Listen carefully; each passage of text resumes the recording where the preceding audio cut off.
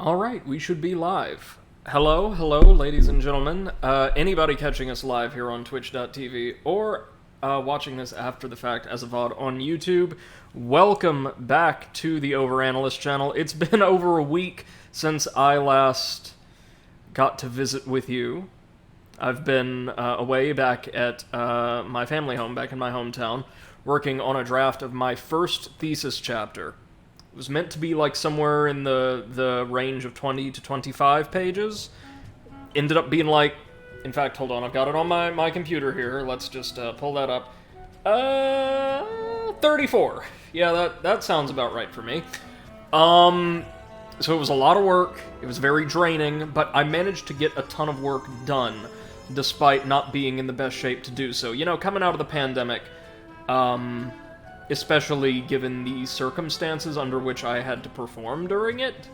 You know, just kind of the isolation and being shackled to a computer and not really seeing or talking to anyone. It was quite difficult to do that kind of very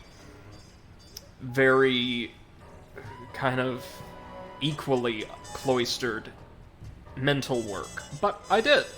And we are now at, or to be honest with you, probably just over a third of the way towards the final thesis, which I'm super happy about, super proud of, and I'm also really, really happy I can be here with you guys. Now, we are going to be having a regular stream tomorrow at the usual time for our network, but for those of you catching this as a VOD, I'm streaming a couple hours after the conclusion of our typical time slot, because I just got back to my home, to my apartment, and after working that hard, even though I'm going to be having a massive Sly stream tomorrow, I'm gonna take, a couple days off. Today and tomorrow I'm taking off, and I thought, why not keep playing and recording Sly? If not for a Twitch audience, then for YouTube at the very least.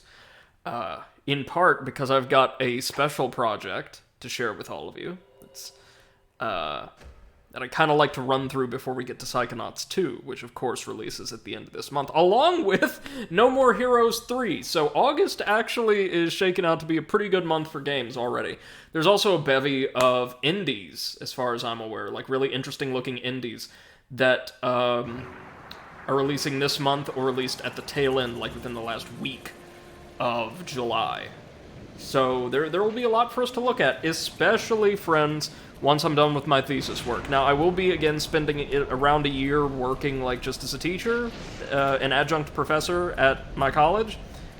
But, funnily enough, that will somehow give me way more flexibility in my schedule and allow me to finally engage with all of you guys without feeling like I'm under the weight of the world, you know? You'll get to see me when I'm actually relaxed, instead of just badly miming relaxed. Okay, now, when we last left off, we completed the actually pretty incredible third chapter of Sly Cooper 3, Flight of Fancy, which saw us travel up to Holland and take on a persona known as the Black Baron in a series of high-stake dogfights as part of this tournament arc. It was actually a lot of fun. And we got to recruit that young lady there, Penelope, the field mouse, I think. She is our RC expert, and as we saw, will control a drone, a helicopter drone, and an RC car quite similar to Bentley's from the last game, but that have unique little gimmicks to each of them. I'm sure or for instance, we saw that Penelope's RC chopper has a winch, a grappling winch, that she uses to toss enemies and items about instead of bombing them, as Bentley would do with his chopper. Well, I say Bentley had an RC car in the last game, did he? No, I think we had the little RC tank that we controlled for that one Murray mission, and that was it. I think. So the RC car is technically new here, and we're going to get to see it in the first mission of Chapter 4, A Cold Alliance, which sees us return to the Kunlun Mountains of China, where we faced the Panda King near the end of the first game. And yeah, as I stated at the end of our last stream, we're going to be recruiting the Panda King in this chapter, which is going to be a hell of a lot of fun. His gameplay is phenomenal, And this chapter itself is very, very strong, allowing us to control all members of the Cooper Gang at length, in some really nice missions, which includes, in my opinion, the best boss fight in the game, and maybe one of the best in the series. Let's dive in.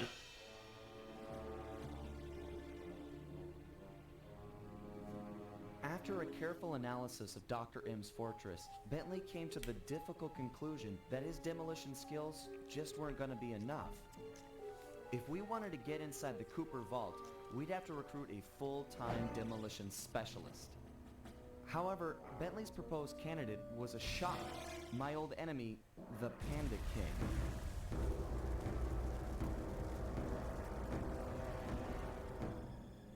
As a member of the original Fiendish Five, he had a part in taking out my dad and stealing pages from the thievius Raccoonus. Eventually, I caught up with him, and I claimed back what he had stolen. There was no way I was gonna let that monster on my team, but Bentley was firm. He discovered the Panda King had left his life of crime, and was now a monk living the life of quiet meditation high up in the mountains.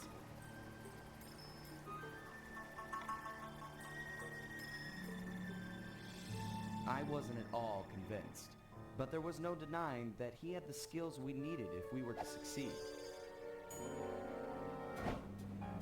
So the gang packed up, put on... Also, every time we recruit new members of the gang, we'll get to see them in increasingly ridiculous costumes during these disguise shots. Right, so the Panda King. You may remember him as the easiest and probably most underdeveloped boss fight from the first game. You know, the one we just kind of had to slug away at, which made him kind of a weird choice for the second to last boss. But this time we're recruiting him from this gorgeous mountain range. And what I really love about this introductory mission is it allows each member of the Cooper Gang, I don't believe necessarily through gameplay, but at least narratively, to do something to reach our objective. And we're going to be seeing more and more of that in the last 3 chapters. It's really good stuff. For all we know, the Panda King's just as dangerous as ever. How can you say that? Just look at him! Have you ever seen someone more at peace with the world? I'll admit, he does look kinda zenned out. Mr. King, Honorable Panda King, we humbly wish to speak with you. I guess he doesn't want to talk. Sorry, Bentley. Let's go. Be realistic, Sly. He's clearly in a deep meditative trance. It'll take some doing, but I think I see a way to get the team up to his shrine. Good. The walk up here tired me out. I don't Of course. wanna turn around now. Man, I miss the van. We never had to walk anywhere. Oh, that's right, they've been without the van this entire game, because it got abandoned on an ice floe in Canada near the end of the second game. The narrative continuity between entries in this series is actually really strong for a bunch of, you know, bright, anthropomorphic, animal-inhabited, pseudo-platformers. Seriously, you guys want to see my blisters? No way. Is he serious? Yeah, okay, master. Bouncing, pillars, piece of cake. And of course, we get to start this chapter off in grand style as the Murray. As we should, you know. Sometimes you've got to be firm. No, seriously. Was he for real about the blisters? Cause, I don't know, it's... yeesh. Okay, so, as you might have been able to ascertain just by taking a look at the area, this chapter is somewhat unusual in that it starts us off in one of those instances, right? One of those short, deliberately designed, contained areas usually reserved for, like, missions off of the main hub world, right? We have not seen this chapter's hub world yet, nor will we for just a little while. But what we have to do here is use Murray's aboriginal ball form, which, yeah, that's really what they're going with, to bounce his voluminous ass on up to that overlook. Couple different ways we could do this, but the best way is to leap from one of those stone hand platforms and just bounce yourself right on up. We also get to see the flashlight guards for this chapter very quickly over near that, that building.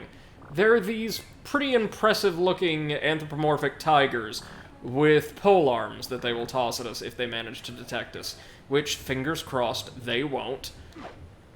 What are our coins marked with in this chapter? I forget entirely. I will be able to see before long.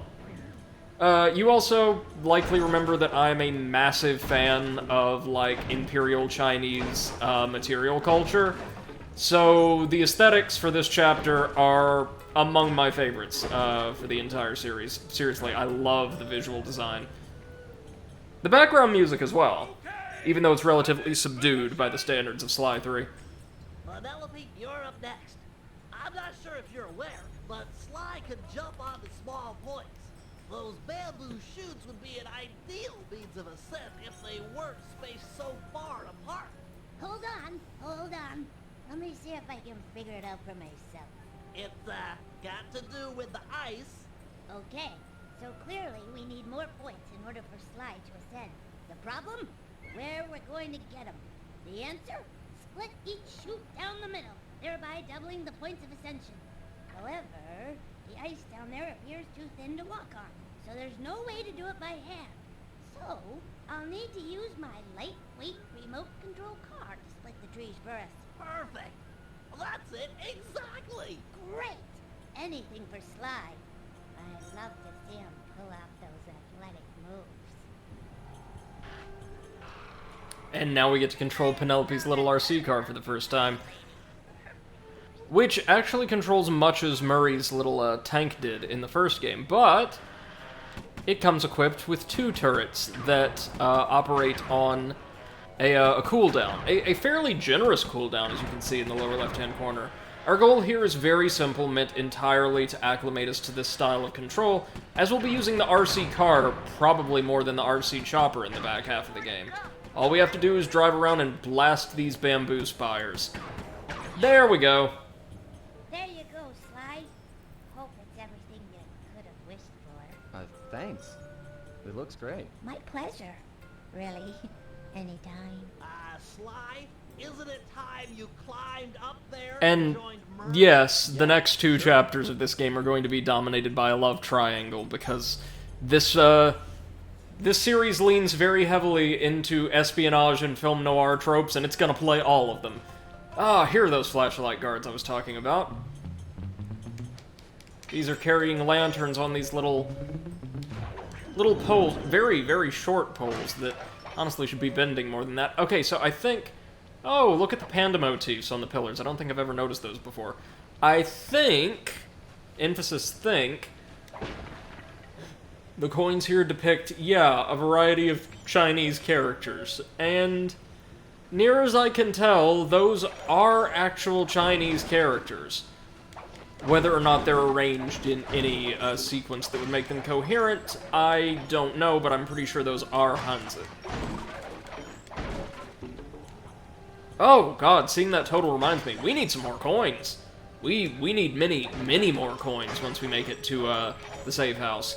Because, remember, in this game, you get all of your upgrades through ThiefNet, and those suckers get pretty expensive.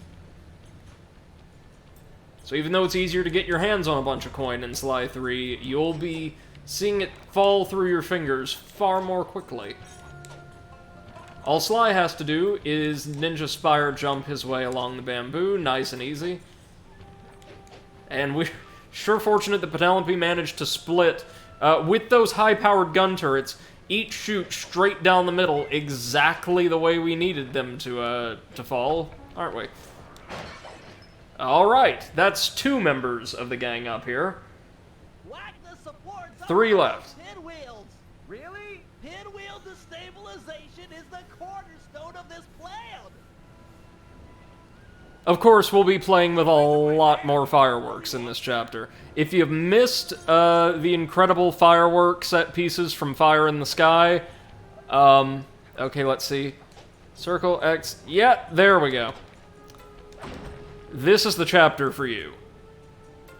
Seriously, things are going to be exploding in just about every single mission. Let's leap into Murray's Carrying Arms once more, destroy that second support, and I think I'm all done up here. Excellent. Bentley's next? Now that the pinwheels are unstable, Maybe? I just need to light them up with my darts. One shot per rocket should do the trick. Yes, indeed. Bentley's next, and then I think we get to close this out by playing as the Guru. So yeah, we actually do get to play as every single member of the crew we've acquired up to this point. That's pretty cool. Oh, just barely missed that one. That's alright. There we go. That's pinwheel 1, firing on all cylinders. Now for pinwheel 2. 1, 2... Oh, shoot. Okay, okay. Wait for it. 1, 2... Yeah, there we are. Looks perfectly safe, doesn't it?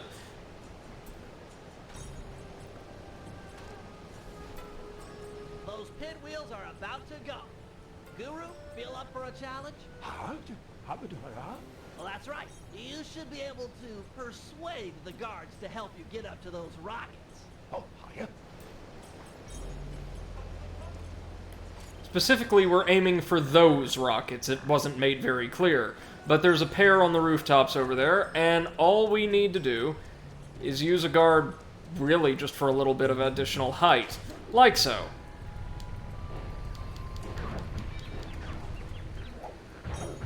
There we are. And now the Guru can fire off these rockets to trigger the pinwheels and create a little precarious pathway that our heroes can use to reunite. Well, that cleared the way to the Panda King, and now to give Guru, Bentley, and Penelope a way up to the cliff, the cliffside.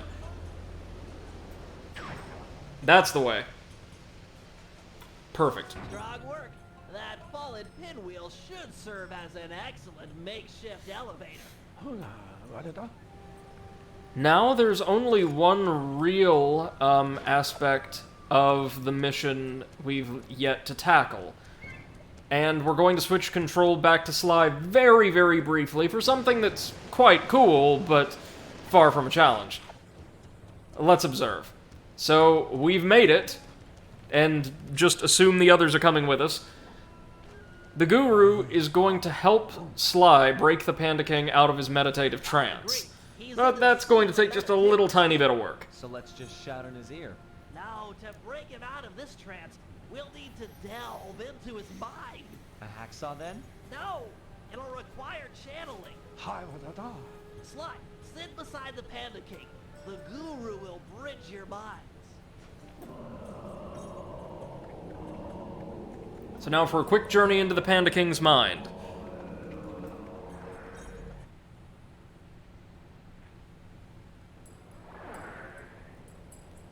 And welcome to a sepia-tinted version of Flame Fu, the Panda King boss battle from Sly 1. I see you carry the cane of the notorious Cooper thief clan. Have you come here for revenge? To steal back the devious raccoons? Whoa. This is just like the time I beat the stuffing out of you. Why should you care if I bury a few worthless villagers in the snow? You are Oh, look, they re-recorded the voice lines with proper English. Yeah, That's are you even listening to that's what I'm really saying? good, actually. insolent child. You shall pay dearly for He's your clearly got the same voice actor, though. Still, to honor your Cooper ancestry, I will send you to your doom with the beauty of my new firework technique. Flame Fu. Uh-oh. Okay, so let me explain what we're dealing with here. This is, in fact, just the Panda King's boss battle from Sly 1, once again, except we now have a health bar and can sustain multiple blows without falling. The Panda King, meanwhile, has a health bar of his own, but one that we do not need to come anywhere, close to draining. See, here's how it works. We need to go up there and whittle down the Panda King's health by about... oh, it's like a fifth or a fourth, something like that. At which point we'll have the opportunity to use a dialogue option to rouse him from this stupor he's in. He'll be using all three of the melee techniques he did by the end of his Sly 1 battle from the jump here, But if you recall that fight, they're really nothing much to contend with. So, let's wake him up! Palms of thunder! Fiery wheel! Fiery wheel! Booming top! Fiery wheel! Yeah, there we go. It was about, what, 20% of his health, you think? Snap out of it. This is all in your head. My mind is clear, focused on your destruction. Gotta break him out of this memory loop. Okay. Maybe we should make him sad. Let's try that. I don't remember what the correct answer is. We both know why you're here. You're fixated on the moment of your greatest defeat. I beat you, and forever after you've wondered how it all fell apart. I hate you, Sly Cooper. You've ruined me. Ruined the Panda King. And I've hated you, but that doesn't make any of this real. Years have passed, and we both changed. Come out of this trance. Let's meet each other as we are today, and let go of who we were when this fight occurred. You are... There we go. I believe if we chose an incorrect option, we would have to burn down a bit more of his health. And we managed to rouse the Panda King and get a special mid-chapter cutscene. Panda King wasn't any more excited about the notion of him joining the gang than I was. If it weren't for the Guru, who for some reason really hit it off with the old guy, the whole deal would have been a bust. We could see the anger in the Panda King's eyes as he recounted how he lost a member of his own family. A daughter who was abducted by a powerful general from the northern mountains. Guess what his name is? She was to be the bride in a forced marriage to this unscrupulous ruler, and Panda King was exiled. We agreed to help him recover his lost daughter in exchange for his skills in the Cooper Vault job.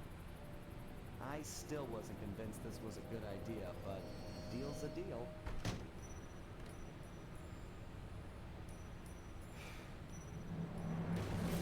There we go. And now we'll finally get our title card. Which, you may have noticed, we missed at the start of the chapter.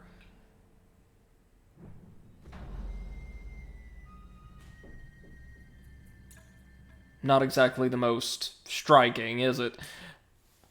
It's alright though, most of the title cards in Sly 5, or Sly 3, listen to me, Sly 3, have been great. All know that our objective here is to retrieve the Panda King's daughter, Jane King. She's being kept against her will by this man, General Tsao. General Tsao, of course he is. During surveillance, I actually witnessed him kick a puppy twice.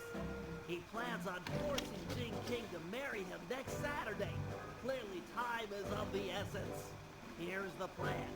First, I'll approach Tsao in disguise and attempt to get hired as his wedding planner. Hopefully, with the man on the inside, we'll get some news on Jing King. Still, we need more information. Two of us will need to work together to steal a pair of twin keys and break into Tsao's house of business. Once inside, I'll need to utilize some new technology to circumvent their ultra-tight security. Finally, thanks to Penelope's air sweeps, we've picked up an unusual radio signature out in the water.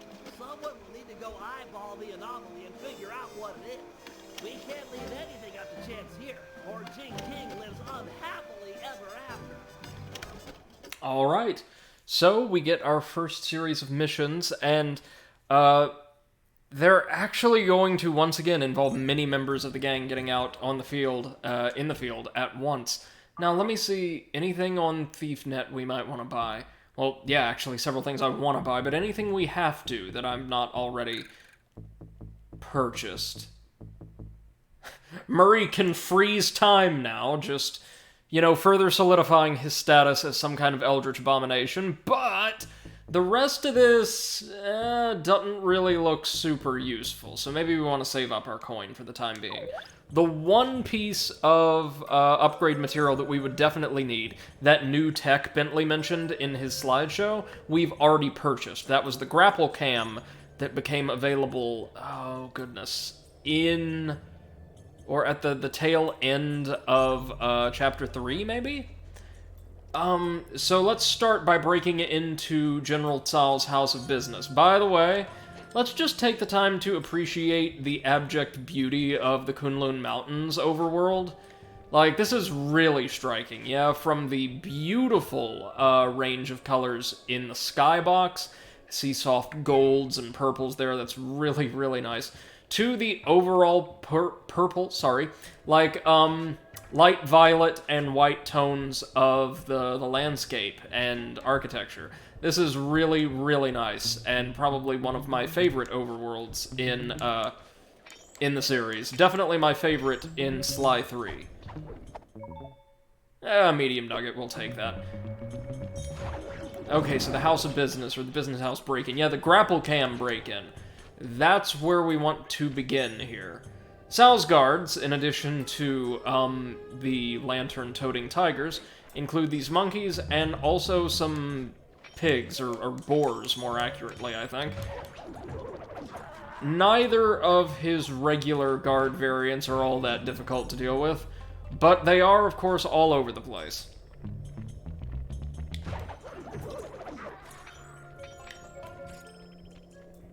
It's a very precariously positioned pagoda, isn't it?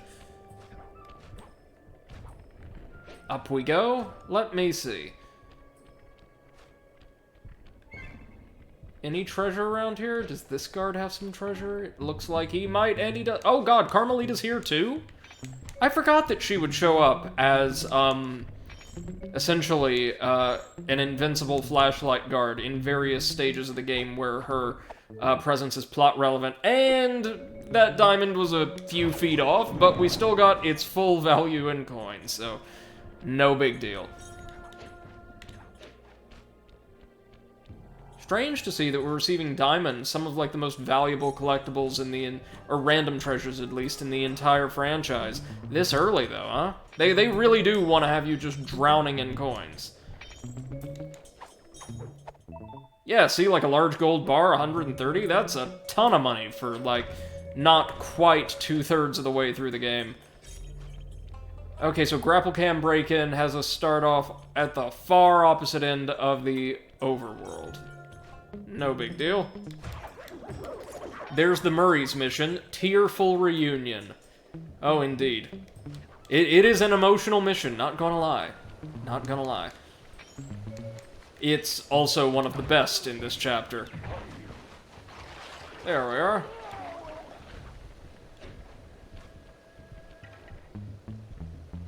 Are either of these fine folks carrying treasures? No, they are not.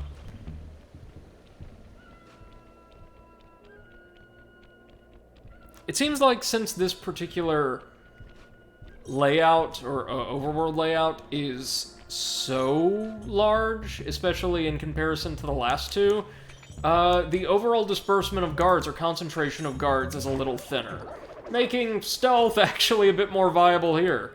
At least so far, right? Doesn't seem like it's near as difficult to avoid flashlight guards in particular here as it was in Holland or Australia, but that could just be because there's fewer very, very narrow avenues for us to navigate along here. There it is, right up there atop that awning.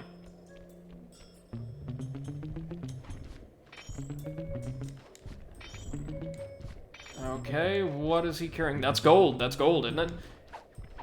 Yep, another large gold bar. Perfect, perfect. Man, if we keep gathering up really, really useful treasures in this volume, we'll be able to purchase those skills, even the unimportant ones, in no time flat. Speaking of, he's got a treasure. Hold on now.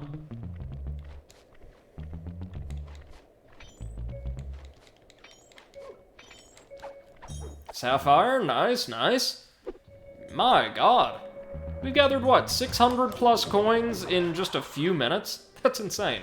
Alright, let's use this grapple cam. Our center of business is protected with a special double padlock. If we can get inside and past all the security, we should have access to the purchase records for the wedding. So let's get to pickpocketing those keys. I'm afraid it's not that simple.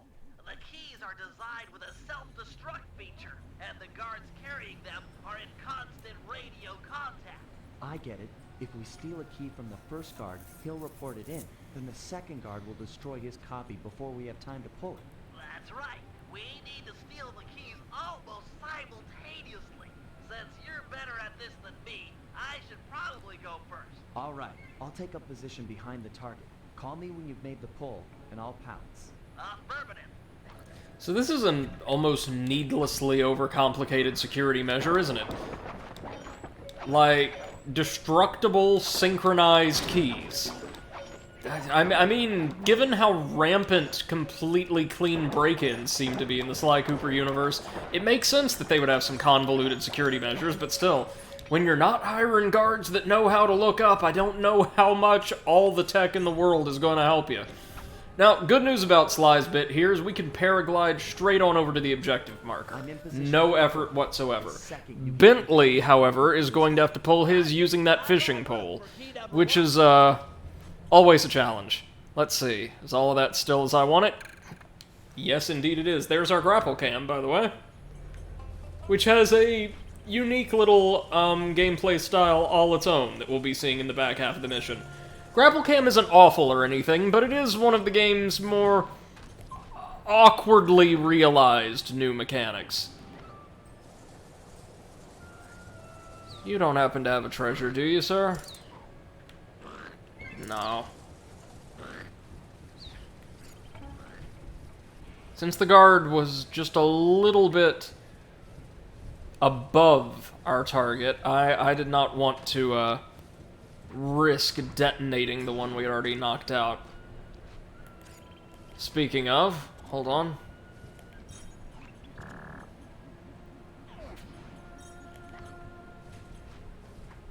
Now we can relatively safely pull this guard's key.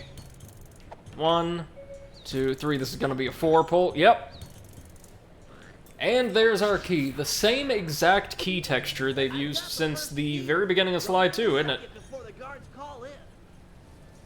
Alright, so we've got a matter of seconds to pull this one. Thankfully, we had no coins to go through to lay hands on it.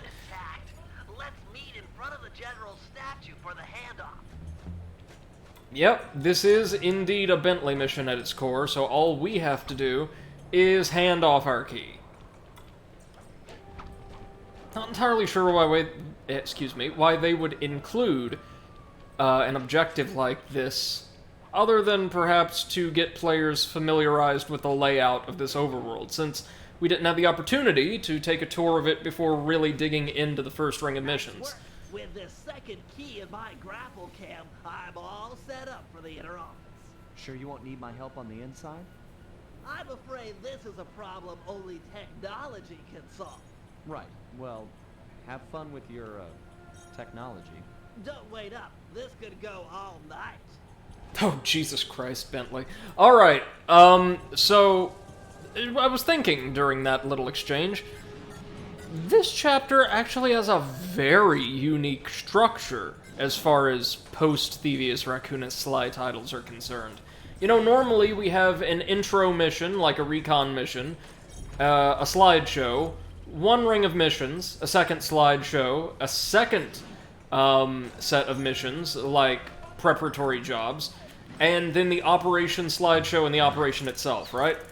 Well, in the case of a Cold Alliance, there's a couple different places that the structure deviates from the norm.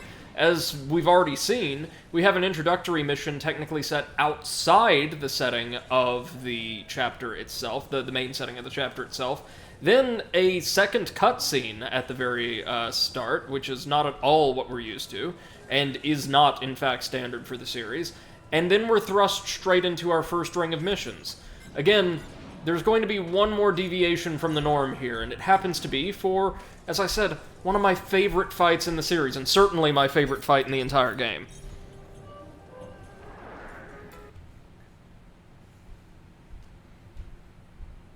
Alright, time for the grapple cam to shine. It's actually not too bad here, if I recall.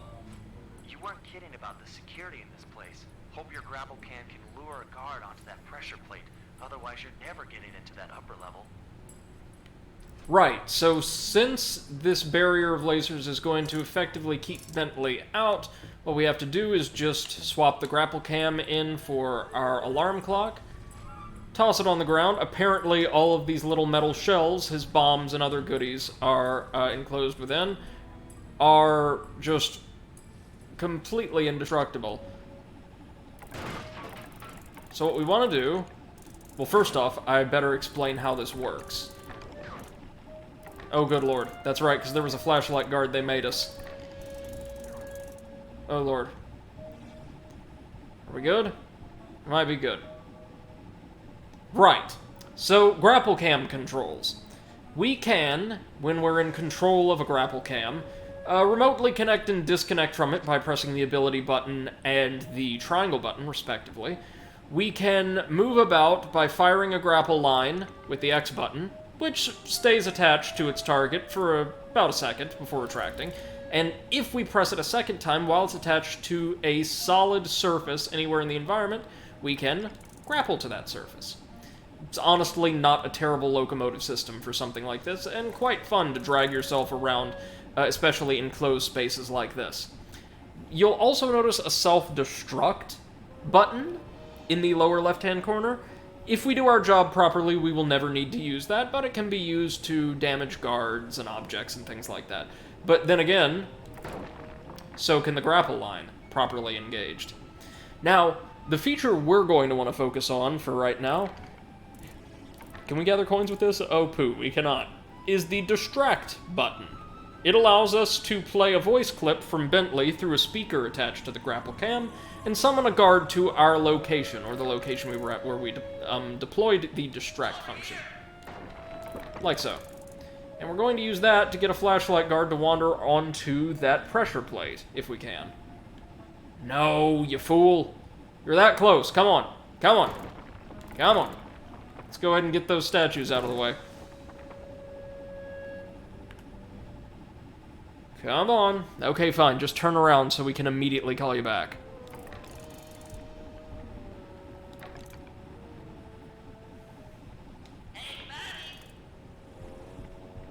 That should do it. Oh, come on. Nice. Now, good. Started, so we'll stay on the plate.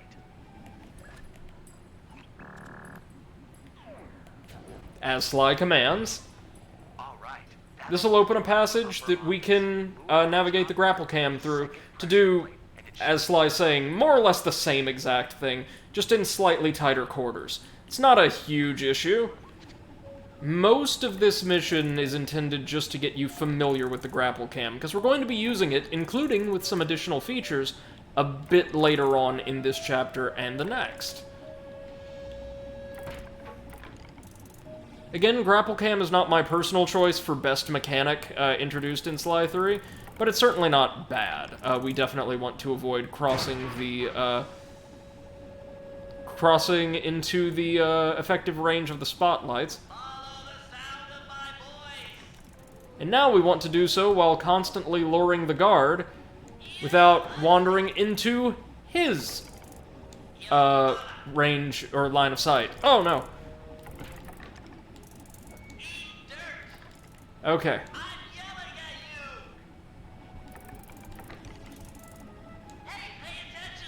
There we go, that got him. And now it's time once again for Bentley to knock their ass out. And that'll actually kill the lasers, nice. So yeah, we definitely want to access that computer, that's true. But you know what else? I noticed in that last cutscene that the balcony guard here, this strapping fella, has a treasure in his back pocket. So why don't we just relieve him of that burden? Right, like that. There you go, nice shiny ruby, or most of one at any rate. And now we can just casually stroll our way right on back to that computer, which I think means we're in for another Bentley hacking stage. In fact, yes, now that I think about it, I know we are. This game, as I mentioned during our last stream, I'm pretty sure, has been way more consistent with ensuring that Bentley gets to hack, or we get to play those hacking minigames, sparingly in every chapter, instead of in really dense concentrations for specific missions once or twice in the game. I like that. Again, they've got a balance, a nice healthy balance of gameplay mechanics and the like. Vastly above what we probably could be used to, or could come to expect from the previous title. Little computer, this won't hurt a bit. The Bentley are kind of scaring me. Alright. Must be behind these firewalls. So here we have yet another unique hacking mini-boss. This kind of satellite that is constantly pulling us inward, and has also surrounded itself with a very substantial-looking defense shield. 2 layers, I think. 2 or 3? 2. Dual-layered defenses, but not super aggressive. So, just keep pulling away from the vortex, and we are good to go. Aha, but there's another! And it's the same exact thing, but without the turret ads on the sides, so even easier. Well, unless the closer quarters maybe give you pause. Not sure. Now there's 2 of them. That's it. Okay, let me take a drink. Whoa! Whoa, didn't see those spawning because I was reaching for my Pepsi.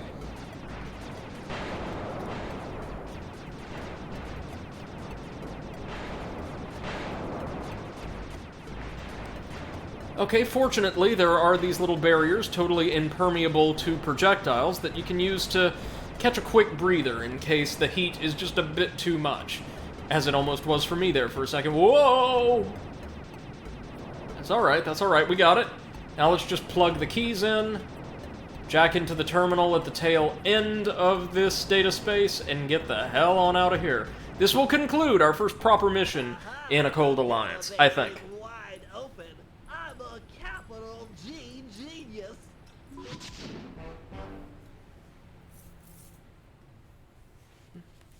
Again, only 25% completion. You know those Master Thief challenges are going to account for a decent-sized chunk of the game, right? And tomorrow, that's probably what we'll be spending a fair amount of time doing. The quick little Master Thief challenges. And again, for the most part, if I recall correctly, they should be relatively fast.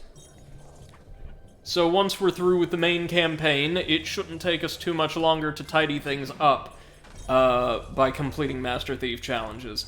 I am going to see, though, I'm going to be keeping an active tally of how many times I need to restart between deaths and just meeting failure conditions and things like that throughout our Master Thief challenge run. They're not super hard, but they are, as Gerard Khalil, the completionist, actually pointed out in a very trenchant review, the closest thing the game has to a hard mode, so I'll be interested to see how well I fare after so long away from this series.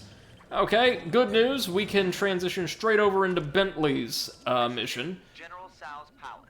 If we're gonna get which is going to introduce us to General Tsao, who is honestly one of the more dire, sinister villains portrayed in the series. Like, he's not played for laughs, for the most part, unlike many of the others. score the rest of us some jobs as well. You can't have enough operatives on the inside.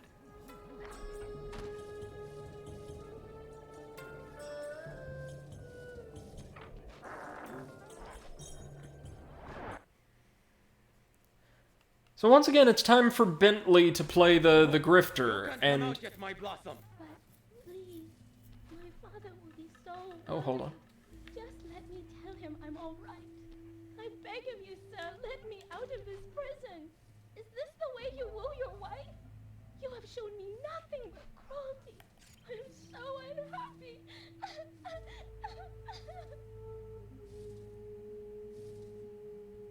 So we got to hear the Panda King's daughter. I don't recall if we ever actually see her.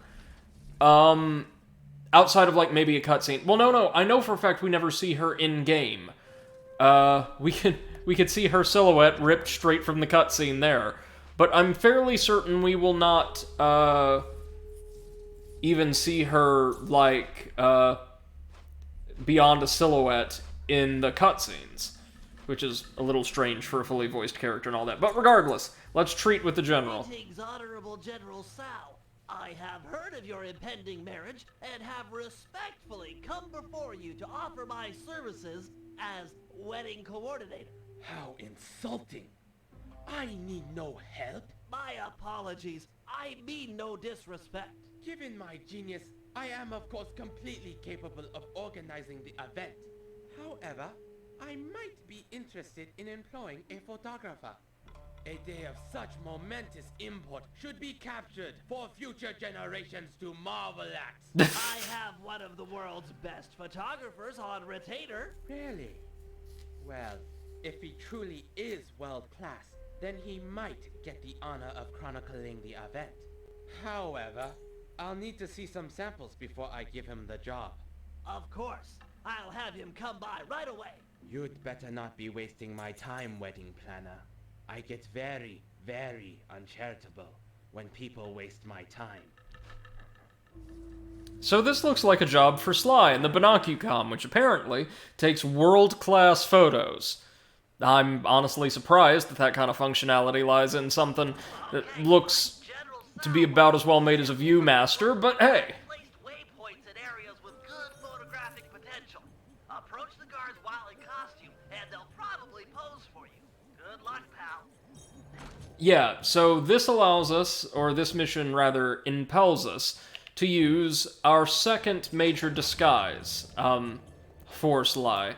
This very charming-looking early 1900s photographer kit that we're going to be using to get some photos of guards. That will also, I believe, allow us to pass by guards unassailed in this map. Now, we will, however, have to provide them with passwords, because of course. What's the midnight password? Sending password now. Night, day, moon, moon. Sorry, just being careful. Listen up, meatheads. General Tsao wants some pictures of his staff, so big smiles all around, or else. Alright, and this allows us to just grab a quick little photo of them, with a caption, of course. Great shot, but you'll need a few more before talking with Yeah, that does look like a great shot, you know.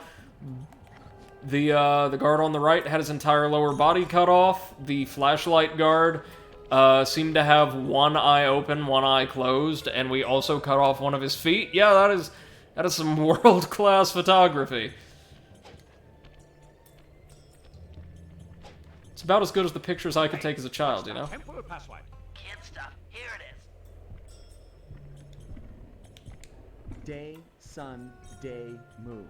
Yes, sir. My mistake. All right, you stupid guards. Put on some smiles and get in a nice pose. General Tsao wants some happy photos. Get it?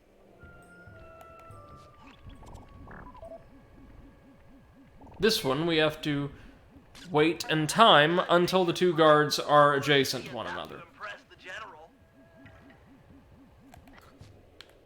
Alright, we just need one more. And this one's quite a ways away, so why don't we use our paraglider to get on over to the photo op as quickly as possible.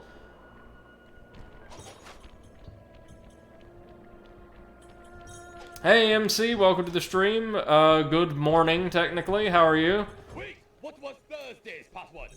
What was Thursday's password? Well, what if it... That implies Thursday is past. What's the point? Oh, didn't recognize you. Okay, you two. Look Okay, fine, just the general pose. would like Pose. A nice couple shot. This time, we need to grab a photo of these two without the monkey guard ruining everything. So, Third guy is messing up the composition. Get rid of him. there's a couple ways to do this. I think this is okay. Oops. It was an accident. We are completely in disguise, so they will not care. The look of love. Yes, perfect caption.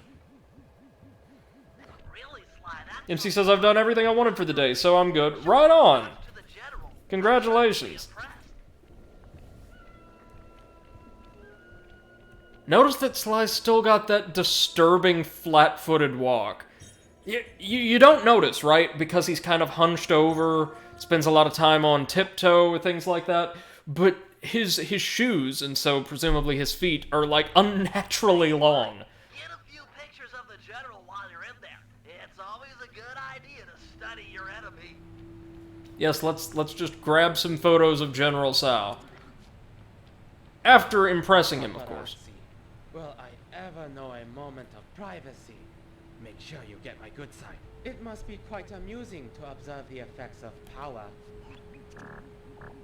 Sure, we'll grab one. Very close up. Why is it that I'm always the center of attention? Oh, nice shot. Here, check out this pose. Impressive, I know. Yes, very impressive. Perfect shot. Do it, Sly. I talk to the general now while you've got him buttered up.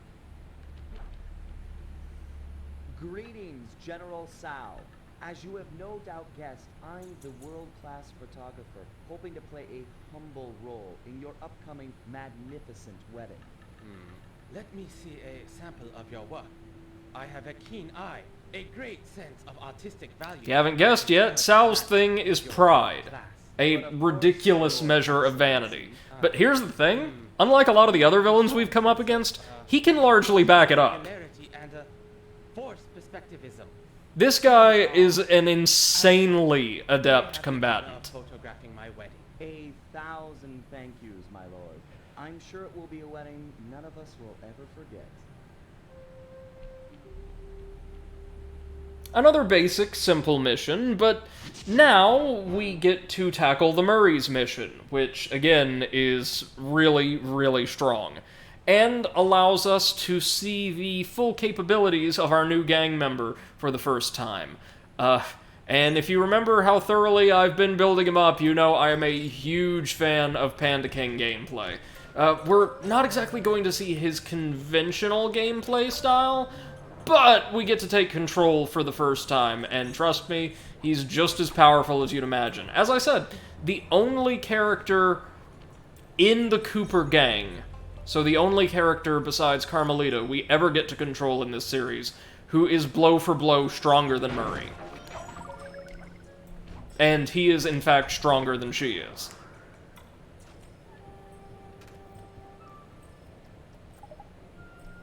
Now, I know they said Tsao drove the Panda King into exile, so I guess we could assume that this was once his compound? Let me see. With Bentley, the adrenaline burst might actually not be a terrible idea for later stages. And, shadow power. Move without being seen. Oh, so Sly gets straight up invisibility. Well. Or we could give the Murray control over time. I mean, look, one of these has great meme potential, so we're going straight for it.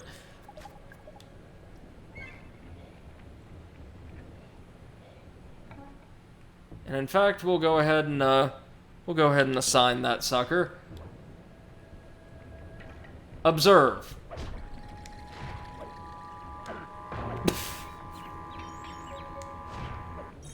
Murray is a force stronger than time. And the first treasure he pulls is the best one we could possibly gather at this stage of the game. God's sakes, he's so good. Alright, now all we need to do is make our way on over to the Tearful Reunion marker, ideally while shaking down guards for their loot along the way. Not Carmelita, though. Again, there is absolutely nothing we can do to her, nor does she ever have any treasure, I don't believe. Does he have a treasure? Yes, he does. Oh, but we accidentally hit him in the head so hard he went flying off the bridge. Oh, well.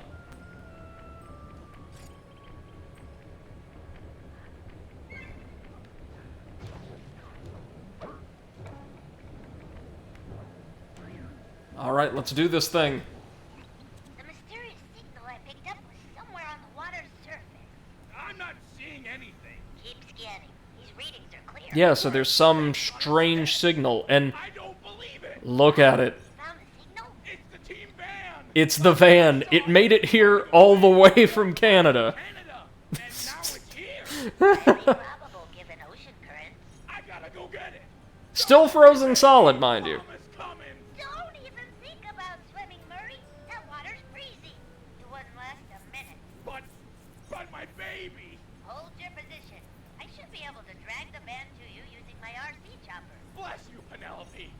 Bless you and your bag of remote control gizmos! So yeah, we get to control Penelope and her wonderful chopper again. Also, the van somehow made it from the open ocean, like in the Pacific, all the way to a remote mountain river in China. I'm pretty sure they don't work that way. I'm just pretty sure rivers don't work that way. MC says that's not true. Ice cold water would die in Murray. You're right. You're right. I'm doing this for your own good, not mine. Turn hard to juke out those use that thrust thingy to pull them. So those missiles we have to... oh no. Shit. I might actually go down then. They're launching actual missiles at us. I forgot about that part. I thought we were just going to be dodging, pole arms.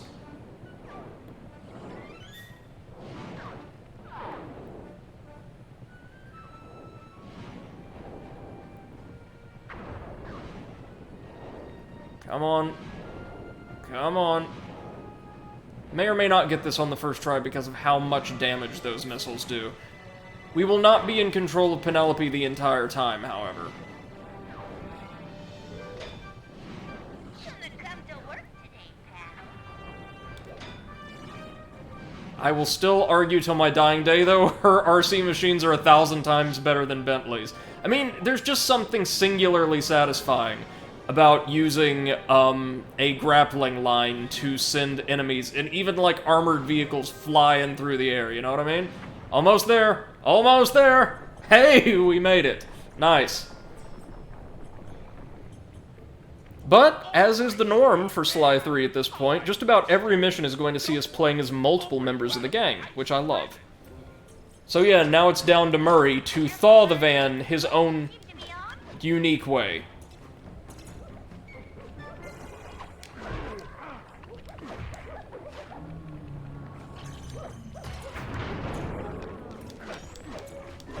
And by defrost, I mean, of course, murder people with the cold, icy shell covering the van.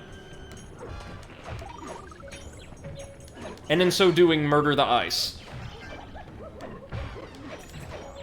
Those shockwaves that our enhanced throw are creating actually are dealing considerable damage to the ice, which is important given that, due to the game's bizarre, like, pseudo-auto-aim for melee attacks while in a combat state, it's actually kind of hard to single out the ice encasing the van. We have to recover the van later. But I can't lose her again! Forget the van. You'll never make it. But no! No! Either help me or get out of my way! I'm bringing her home! You know, there's absolutely no way this van is operable after being frozen solid for ages, though, right? Okay, now we have to defend Murray from guards. Just like in the end of Chapter 2 of Sly 2. Only difference here is a lot of enemies spawn really, really close to Murray and can hide under these awnings, so this bit's actually a little tricky. See what I mean?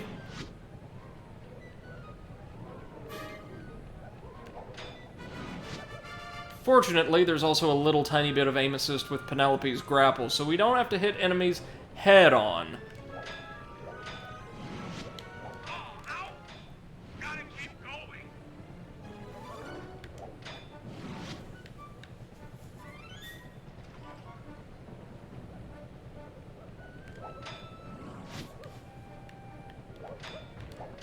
But see, like, right there, an enemy spawned, like, right on the other side of that arch. This is admittedly about as tough as one of these helicopter segments gets.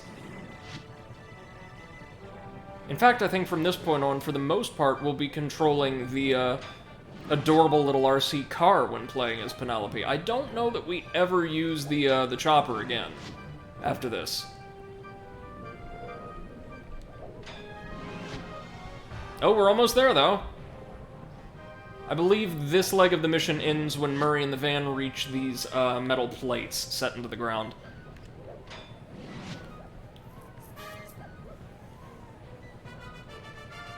Yep. Sorry, Murray, but I'm out of fuel. Time for the king to take the stage. Spikes in your way. But we're so close. You did your best. We just ran out of options. She's right, Murray. It's hopeless. Get out of there. Save yourself. I will not. I will never leave her behind again. Words do tear at a father's heart. I had such passion when they came from my little Jing King. Fear not, brave hippo. I will destroy the spikes blocking your path. Yes. So we get to play as the Panda King mounting a firework turret to protect Murray. And dear God, this is one of the best parts of the chapter. Two of the strongest mothers in the entire franchise together at last. Wild dogs will not hurt that man. The Panda King forbids it. Now fortunately, we can, for the most part, just blast the never-ending onslaught of guards clear off the bridge.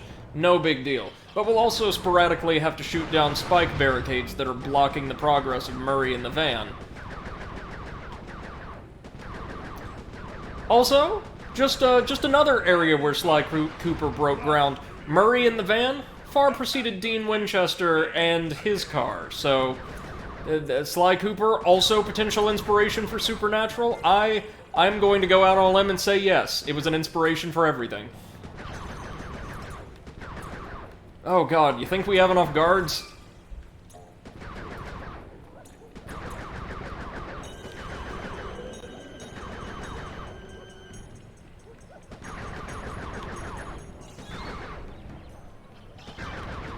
Fortunately, the van itself... Oh, no. My love for this man is greater than your attackery.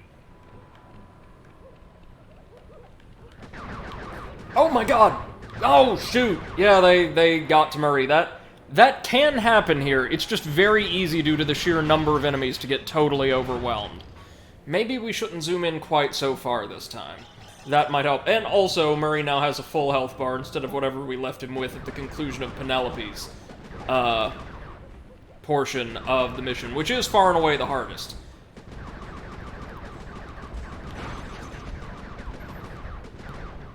There we go. Yeah, let's stay zoomed out just a bit to better keep a beat on these guards. I mean, again, the cooldown, or the overheat gauge, I suppose, on this turret is fairly generous, and the cooldown itself very short. So we don't have to worry over much about firing too carelessly. Only when we have to start firing in very close proximity to Murray do we want to zoom in, to avoid catching him with any rogue blasts, you see. Because friendly fire is in fact a thing in this minigame.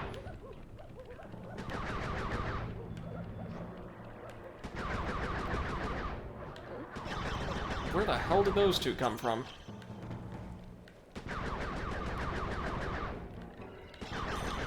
There's a hell of a lot of them. You might stop my body, but my spirit's on fire. Okay, so the pigs are coming from the little outpost on stilts off to the side, but he made it! He made it back to the safe house with the van. Oh, thank you, God. You did it!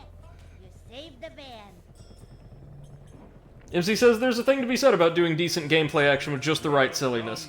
Situational game comedy rather than dialogue and all. And determination in dialogue to carry it all. I miss high-grade comedy in games. Yeah, it feels a lot of times anymore like they're trying a bit too hard.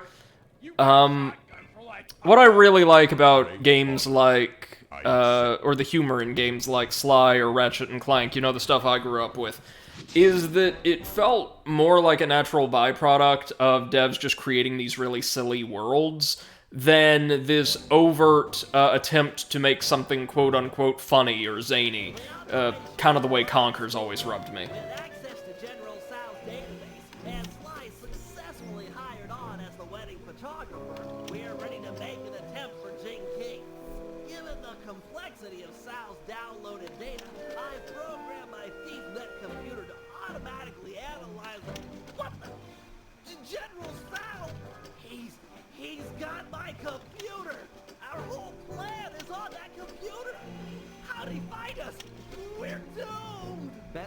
calm down. I need you sharp. Listen up, team. This Tsao character is more clever than any of us thought. As of this moment, we have one goal. Steal back the ThiefNet computer. The time for subtlety is over. Bentley, break into the palace and ransack his personal computer. He might have linked it to ours. If so, that's where we'll start. The rest of the team will stand ready. No telling where this might take us. So yeah, this is the second way in which the format of this chapter diverges from the Sly Cooper norm. Instead of a second ring of missions, General Tsao leads a raid on the safe house, steals our computer so we can't access ThiefNet to get any new special moves or anything like that, and we have to spend the next couple of missions tracking him down and recovering the computer. And this concludes in what I hold to be, again, the very best boss fight in Sly Cooper 3, and probably my favorite fight out of Sly 2 and 3, at the very least. MCS like modern-day TV and laugh tracks? I think there are ways laugh tracks can be used. Maybe not necessarily just to evoke humor, but intelligently in television. Remember, back in the old days, like with classic sitcoms that actually were recorded in front of a live audience and would get those live reactions, which I loved, for the record, like hearing laughter and other reactions from a live audience. That's when a lot of comedies, in particular, were still written and performed in the style of like a stage play. You know, one or a handful of small sets, and most of the comedy coming from dialogue and execution rather than, more physical stunts and things like that, at least in television anyway. So the presence of a laugh track to kind of evoke an older style of entertainment, or to evoke the sense of watching something with other people, creating kind of a weird parasocial, aspect in, one's television viewing experience, can have merit, I think. But you'd be correct in saying they're not generally very funny. They don't make me laugh if something wouldn't already. Okay, this mission, I think... Laptop retrieval. Oh no, this is just one long mission. Alright, let's get into it. First things first, Bentley has to do what he does best, hack. And this mission introduces us to another unique hacking mini-boss, I believe. Tsao's personal antivirus software.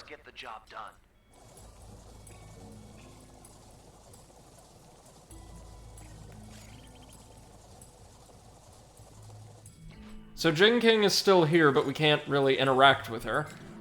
What we have to do is find the General's computer, which is just sitting on this pedestal over here. And he says, yeah, it often feels like a press F to laugh. Fair. This should be easy. I don't watch a lot of, or many, like, scripted comedies anymore. I loved the old school Norman Lear sitcoms back in the day. You know, really the classic array of sitcoms that would be shown on this television station called TV Land that primarily traded in entertainment like that. Old game shows, old sitcoms, things from like the 50s through the early 80s. I loved Good Times, The Jeffersons, Sanford and Son, shows like that. No big deal here, just a couple keys to deactivate. Oh, there's General Tsao's antivirus. This could get ugly. So, first things first, as always, whenever I'm hacking a system in a Sly game, we want to take care of these little stationary turrets just to decrease the pressure on ourselves by a tad. Again, they're not super problematic, but better safe than sorry. And now we just have to punch through the General's defenses and destroy his digital shield. Doesn't take as many hits as you might think. The blades around the periphery actually act as defenses for it, I believe. MC says, which is fine, but I prefer Peril's. One of my favorite pieces of media is still Asterisk and Obelix, Mission Cleopatra. Asterix is, that Viking character who starred in old school animation, comic strips, I think a couple video games, right? I think I found something. No, not Viking necessarily. He was like, Central European, right? Then a walk across the heavens You getting this, Sly? I'm en route to the bell right now. Better bring along the guru. This sounds like his... A Gaul. Yeah. That's what I thought. Sorry. MC says, don't know how it's translated, but man, that was epic in French. Yeah, he was reasonably popular in the US as like a niche property back in the day, I want to say. Nowhere near as popular as he was in the Francophone world, but like well reputed. And I want to say even the video games have a decent reputation as licensed properties go. Alright, time for one of the most unique platforming courses in the game, courtesy of the Guru. I love this bit. About that walk across the heavens thing?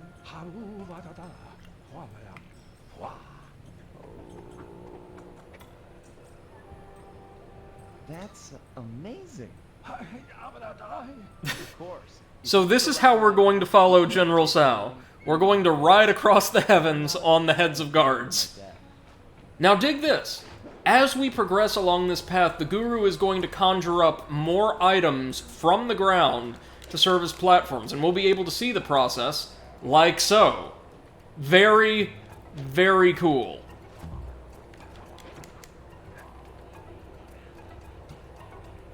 Again, if we're going off of sheer aesthetics, like how this all looks, this is one of my favorite platforming courses in the entire series. So, Chapter 4 of Sly 3, a big, big hit in my eyes.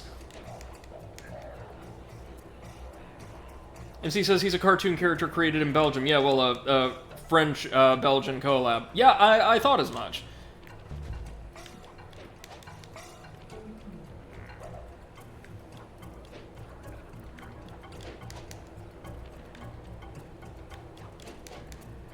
Our destination, I believe, is right over there, that little ledge, about midway down that cliff. Or down that cliffside, rather.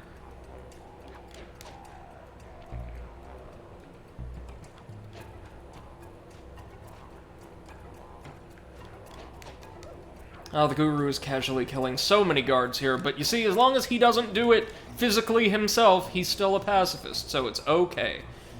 These lanterns are honestly the trickiest jumps to land here. But notice that they've been enlarged considerably from, or rather that the asset has, from its standard size on the ground to facilitate slightly easier platforming. Believe that only happens to the lanterns.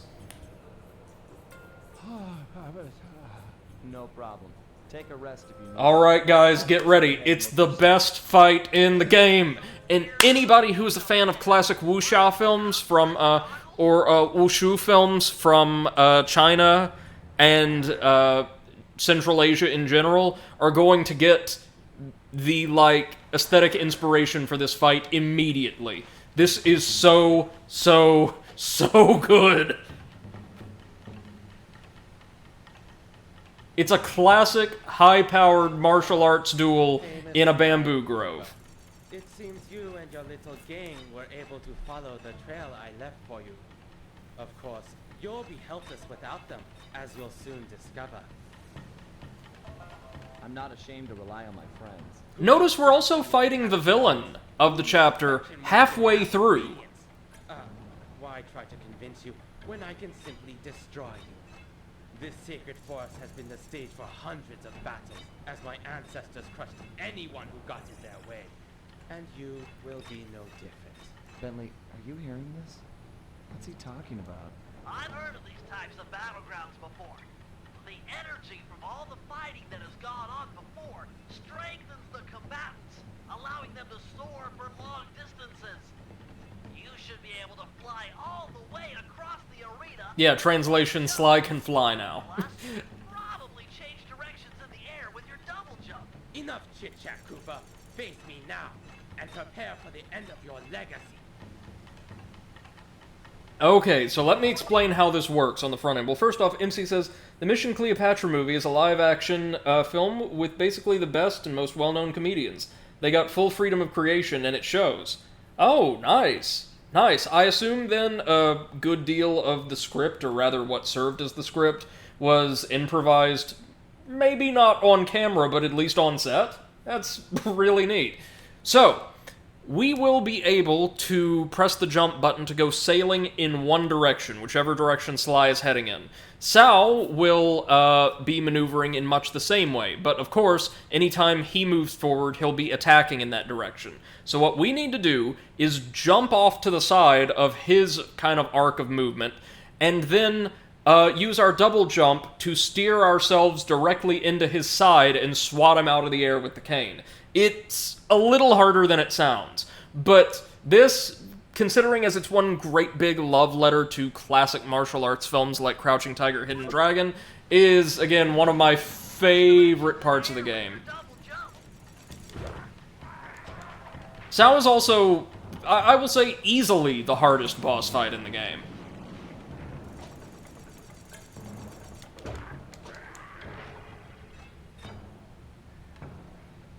One, two, three. And notice, he's fighting with the friggin' disc armor from the Rygar series. Just minus the chain. His shield is actually a really, really cool looking model. And unlike many of our Yikes adversaries, he knows full well how to use his weaponry.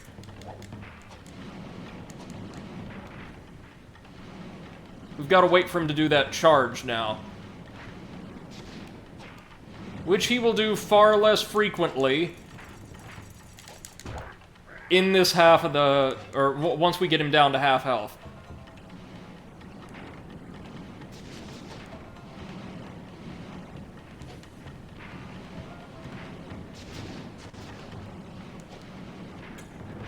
Oh, come on, man.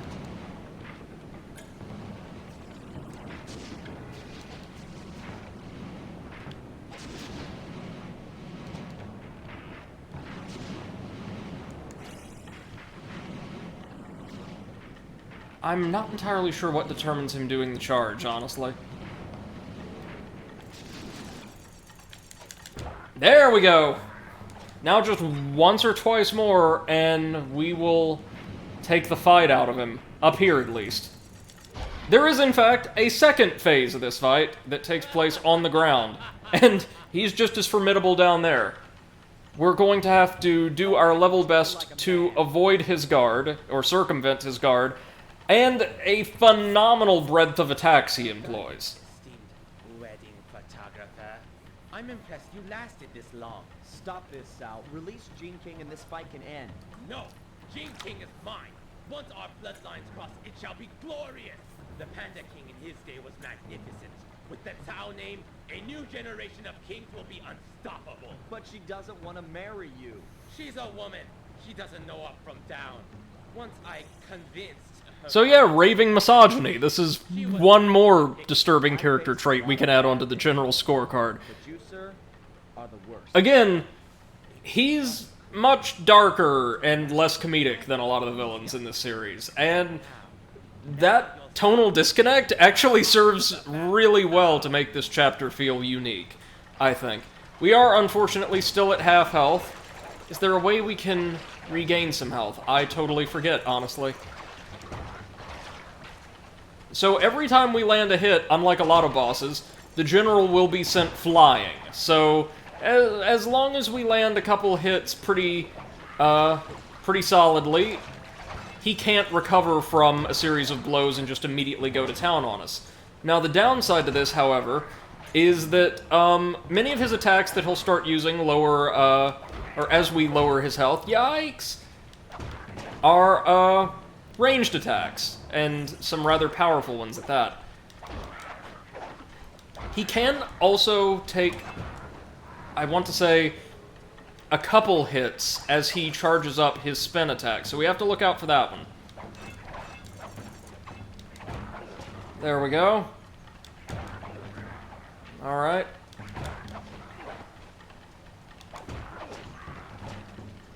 Now if he starts crowing, that's when we know we're in trouble.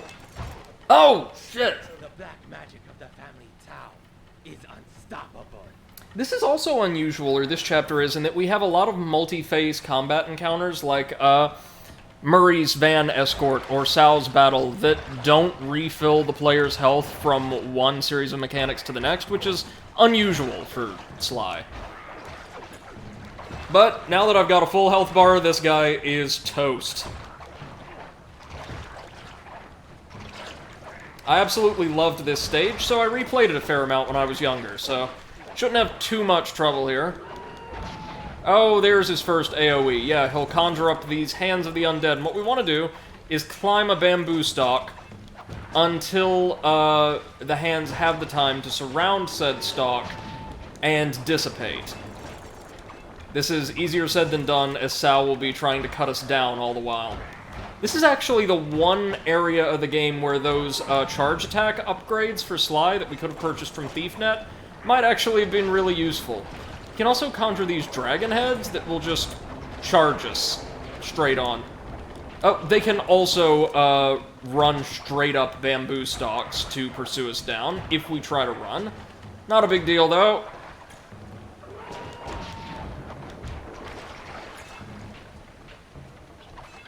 Oh, come on. There we go. You'll also notice, compared to a lot of other bosses in Sly 2 and 3, he really doesn't have that much health. He just doesn't stand stock still and take multiple hits at a time before being knocked off his feet.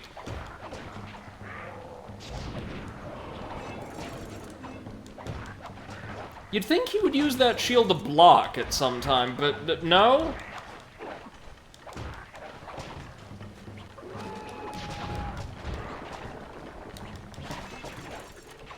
One more good lick ought to do him. There we go.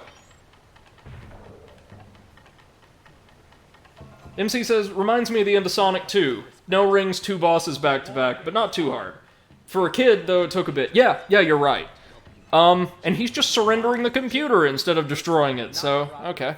Sorry, pal, but we're right now. I will say, I remember as a kid, too, like, the final bosses of Sonic 2 giving me a little bit of trouble. Nowadays, it takes...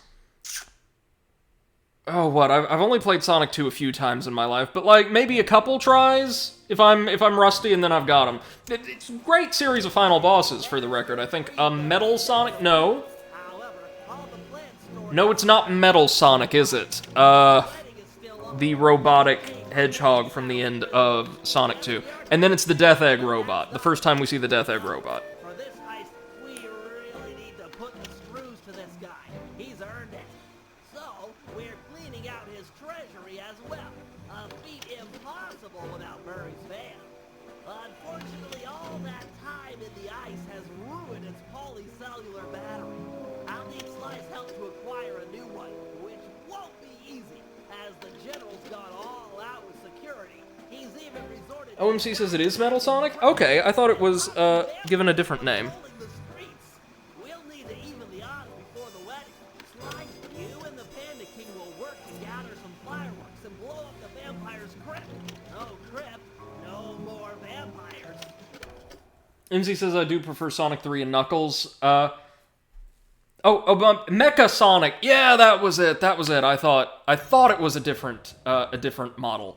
But I agree with you, man. Absolutely. Sonic 3 and Knuckles is where it's at. Probably the best Sonic game, along with the DX cut of the first adventure. A lot of people like Sonic Adventure 2 a little bit more because it felt more streamlined and contained, but like the world, the stages, and especially the soundtrack of Adventure 1, man, for like the Dreamcast era especially, that is some really solid stuff. Okay, so our goal here, since we have been sufficiently disturbed by General Tsao's absolute reprehensibility, is now to clean him out entirely, for which we're going to need the van. There's something about killing a bunch of Jiangshi in the area, which, we will get to last, because that is a Panda King mission. It's so weird. Almost any time you see, like, a Chinese mythological creature in, Western media, if it's not, like, the 4, beasts associated with the cardinal directions, like the 4 gods, it is going to be the Jiangshi. I promise you, every time, for some reason. I mean, they're really cool, don't get me wrong, but it's always Jiangshi. What is Bentley's mission here? A battery of Peril. Ah, yeah, we're gonna get the battery to recharge the van. Alright. Hey, Bentley, are you and Murray finished fixing up the van? I'm afraid we'll need a new power source. The old polycellular battery has lost its cord. Okay, is there one around here I can steal for you? Penelope's aerial reconnaissance has located a candidate, but due to the delicate nature of the work, I should be the one to decouple it. So, what? Can I help out here at all? Stay close. I'll need you for charging the battery.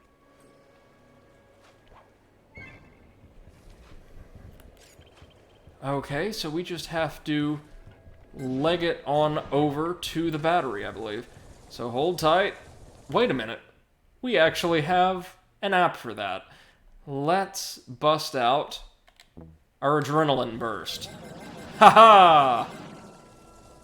Okay, it doesn't last very long and it consumes a great deal of our energy, but that's fun.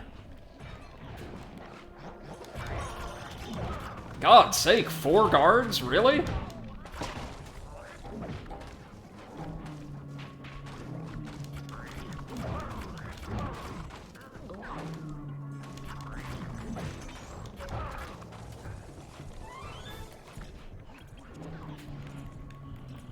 Always happens to Bentley, doesn't it?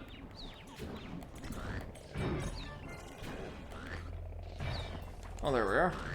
Oh, nice. A couple of them had treasure. Well, I will take this as their apology to me for inconveniencing us. There we are. Oh, good. The other pig is up.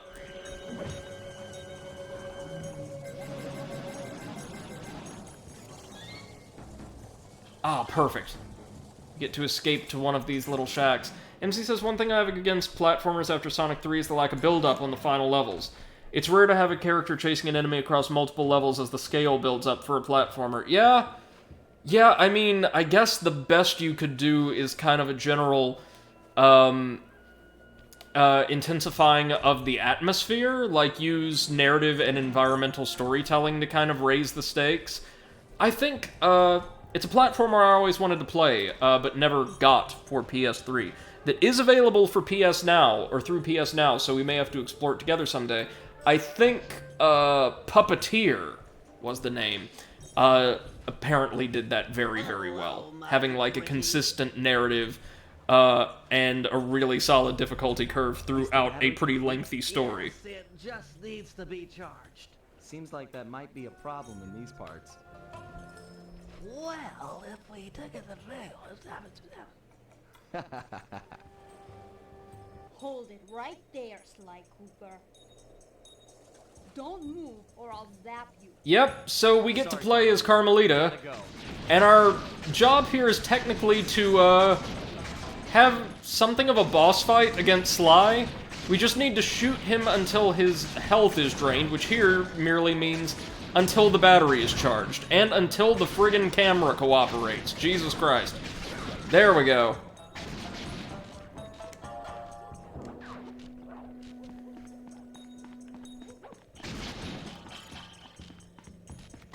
We do not get near enough time in control of Carmelita, I have to say. That is an absolute sin. She herself is a great character, and this playstyle, though simple, feels incredibly empowering, and a nice change of pace from the main 3 characters. Oh lord. Up we go! Come on, Sly. Almost there, buddy. And notice we can damage him by other means, but it will do nothing to drain his health. We must strike him with the shock pistol to decrease the health meter. The only real danger here comes from Sly running straight into every pack of guards he can. You'd think a Master Thief would be a little bit better at this, to be honest. Interpol, I've captured Sly Cooper. Repeat, captured Sly Cooper. Requesting extraction unit. Over. Nice acting, Sly. The battery is fully charged. Plug it into one of the main line outlets to stabilize it.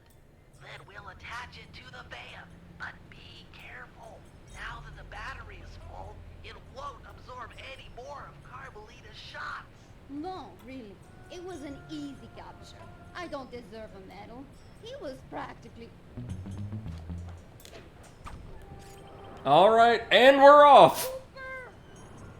And she will, of course, resume chasing us, along with any guards in the vicinity. So we need to get to that stabilizing port immediately. Fortunately, my use of the paraglider managed to get us just far away enough to where she can't catch up easily.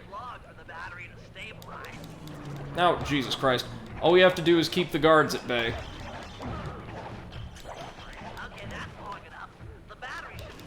Oh, God. Those pigs. Conjuring those spirits right in our face every time. A lot of mandatory combat for Sly in this chapter, isn't there? And all this after we built Murray up to be unstoppable. Maybe we should have invested in some of those charge attacks for Sly. Oh, no.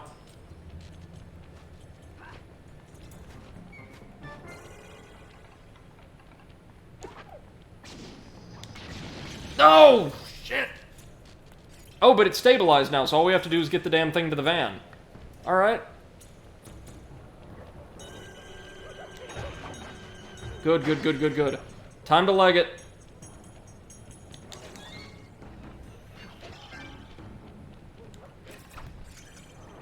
The paraglider is always your best friend if you need to put considerable distance between yourself and enemies in no time flat.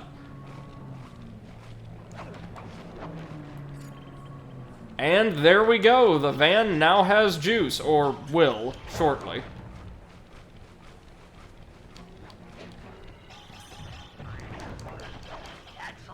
Perfect. Yeah, we made it. If only just. Now it's time to see... Time to complete Murray's mission. Down the line. Which, if I recall, actually doesn't have all that much to do with Murray. Notice that's happening a lot in Chapter 4. We will start the mission off as a certain member of the Cooper Gang, or with a certain member of the Cooper Gang. Then, aside from just initiating the mission, we won't really play as them at all. And I don't mean like we would play as one of the gang members who we can't control in the overworld. Usually we just spend the majority of our time playing as one of the others.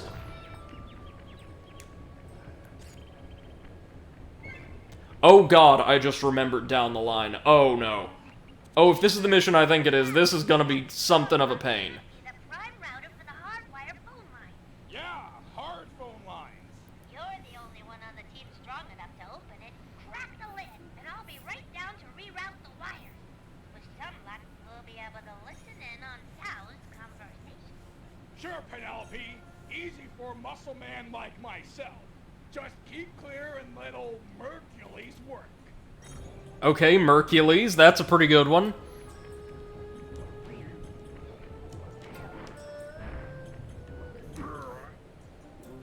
And that right there, as far as I'm aware, is all Murray does. Aside from getting completely stoned, of course. Hang in there, Murray. I'm coming.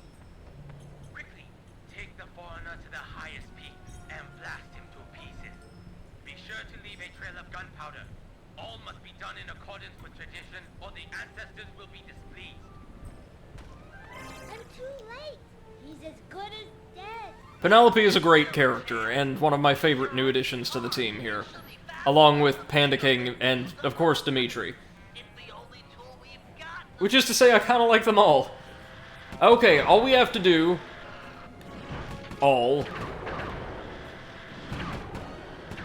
is track down the fuse and stifle it.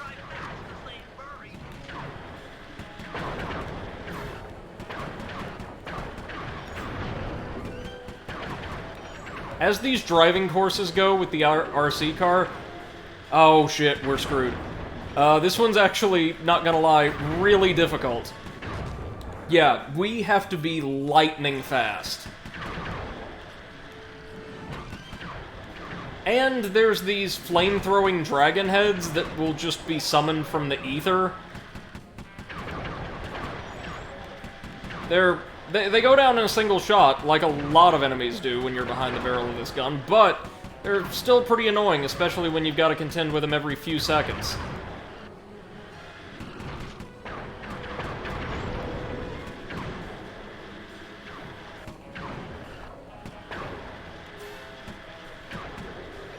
Fortunately, our aim assist is pretty solid.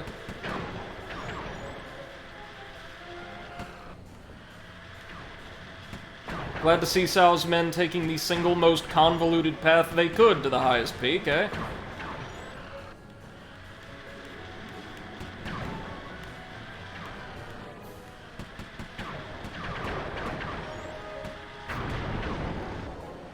Come on, come on.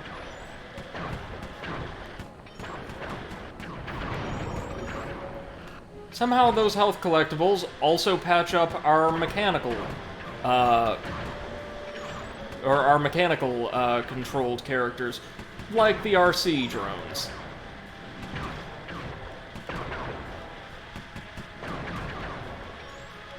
Alright, now we want to make it to the cart they strapped Murray to and blast him free before the gunpowder, or the lit gunpowder manages to catch up with the massive keg, the firework he's strapped to.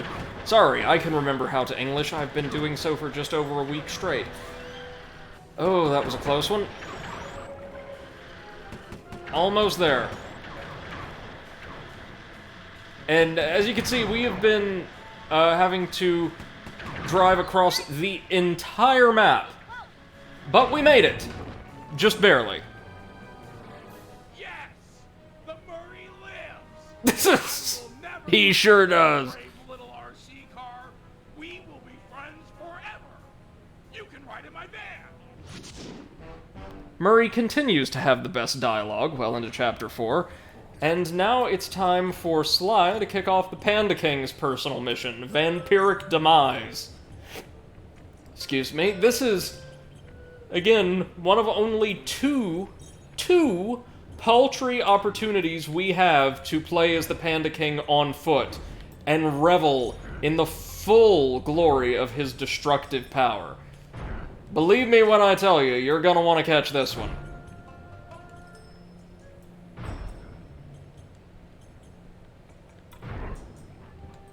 Inexplicably, it's the Panda King versus a massive army of Jiangshi, or the famous quote-unquote hopping vampires of Chinese legend. Vampire isn't quite right, but the Jiangshi are a certain type of undead that are known for dressing in court finery and moving, yes, largely by hopping along. If I had known I was going to be running this chapter today, I would have done a little bit more background research on them to give you a very, very rough overview. But all you really need to know is they are, as I said, incredibly prominent in Western media that wants to incorporate any kind of creature from Chinese legend. Because of, I don't know, they're just one of the most, like, aesthetically unusual that would come to mind. The Night Stalkers, a Heartless based on Jiangshi, also appear in the Land of Dragons, the Mulan-inspired world. In Kingdom Hearts 2, they're very, very weak early game enemies, but their design is absolutely gorgeous. Check it out if you're interested.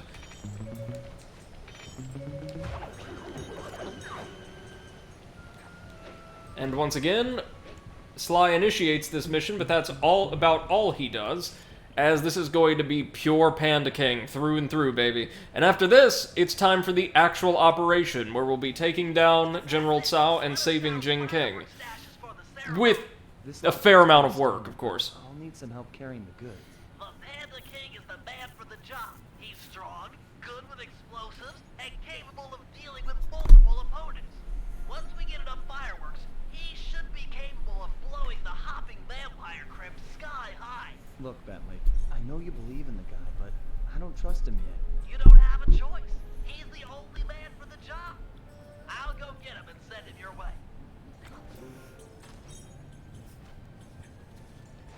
So we've got one more quick little story section to, sit through before we get to control the Panda King. But trust me, folks, it is worth it.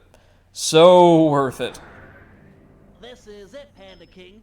We need you for a field mission. Sly's trying to break into a fireworks cache and he needs help. Fine. I will be there presently. You may go. Look, I don't mind telling you I'm putting my neck on the line here.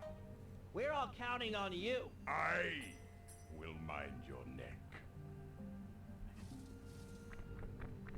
See that giant mortar he has strapped to his back? Yeah, that's the Panda King's principal weapon. Cooper, and I cannot carry you with me on the journey. You fool! This is your chance for revenge. He humiliated us, ruined us, made us weak. Humiliation was a crossroads. I have chosen to walk the path of humility. Humility that cost you your daughter. Destroy Cooper now! Now the Panda King has to talk to himself. Yes, of course.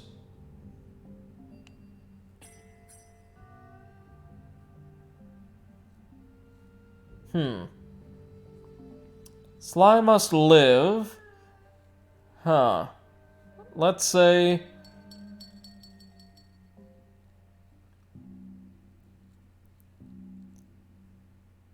to help save Jing King. That's probably not it, but let's just go for it. Cooper and his associates, I stand little chance of rescuing Jing King. Little chance! Allow yourself to dip into my hateful fury, and we can save Jing King single-handed. Such an action would cost many lives. Your path of moderation will cost you Jing King. To teach us humility. Let's try that. Cooper is a teacher of humility. We have slain his parents, yet he manages to trust us. By studying him, we will become whole. I have no desire to join with my weaker side. You are failure. I am the strength that used to be the once glorious Panda King. You are strong, and I am humble. But only through cooperation will we become the father Jing King needs. The yin and the yang. If strength were all that mattered... It's somewhat silly and stereotypical of this kind of character development, but I appreciate that the Panda King is getting some, despite not getting very much on-screen time in this game. Alright, so now what I've been building up throughout the entire playthrough. Good old Panda King gameplay. Now, he gets his own Binocucom model, which I think is pretty damn cool. Which we will not see unless we trigger it manually, I believe. Ditto. I know you've been out of the game for a while. Maybe you should use this time to brush up on your old skills. First things first, here's how to fire at objects. Center the camera on a target and hold down the L1 button to load fireworks. Release the button to launch them. So, here's how this works. It's never really brought up because he doesn't need it, but Panda King has an incredibly powerful melee attack, the Booming Chop. Or no, sorry, a variation on the Booming Chop that will just wreck house if anything manages to get close to him. Ideally, nothing will ever get close to him. Just going to show you his Binocucom, this very cute, like, cybernetic panda mask. Again, we will never need this, but it's just cool to see that they bothered modeling one for him or other characters like the Guru at all. Now, Panda King's strength is in crowd control. Observe. We can hold down the L1 button to load fireworks into his pack and release it to blow everything we target to high hell. It's incredible. And he says the game did something really good. The yin and yang considered as one and not separate parts. Yeah, I mean, that's a common notion now, but I guess you're right. For a Western studio making a silly little, like, cartoon action game back in the day, that is pretty solid to see that kind of representation.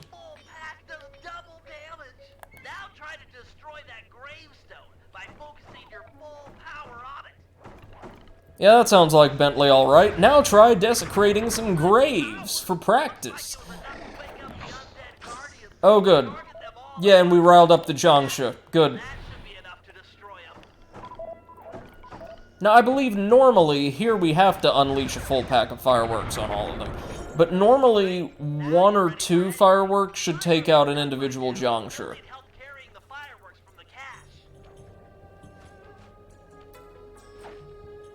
Okay, I'm done with this one. You handle this stuff. I'll head out for the next cache. Excellent. I'll make good use of these. And yes, by the way, these special fireworks we're collecting, I believe mechanically make the Panda King even stronger. As if he friggin' needed it. Look at that. And look, damage? He don't take no damn damage. He takes about as much as the Murray would. And he's also much, much stronger.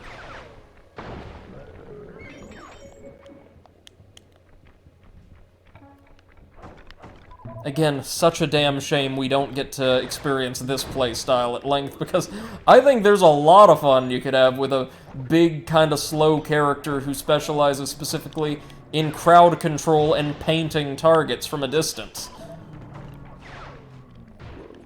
There we go.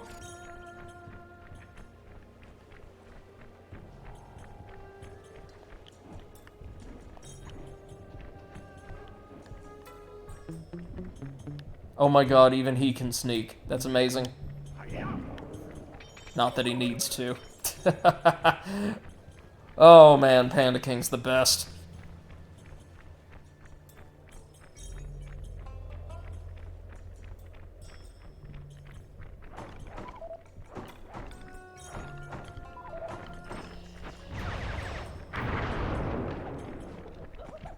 There we go. Oh, whoops, called in some additional guards. Whatever will we do? How about just burn them with a single attack? God's sake.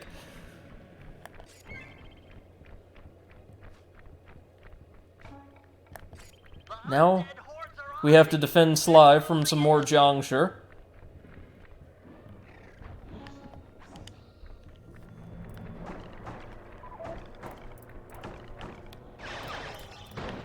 Oh, there they are.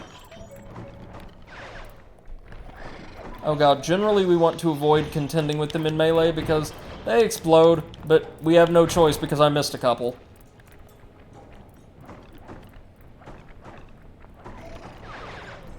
So the best way to handle this, I distinctly remember learning when I was young, is just to have a pack of fireworks loaded and ready to go at all times and just release the trigger as soon as you see a Jiangshi.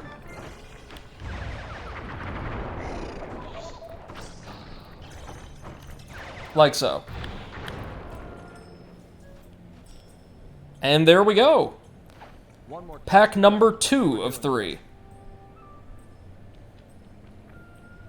What do y'all think of this gameplay? Simple, but a nice iteration on the basic styles of gameplay, I think. It's basically like, what if Murray were a long-range support? Instead of the absolute tank, like, grotesque tank DPS hybrid that he is.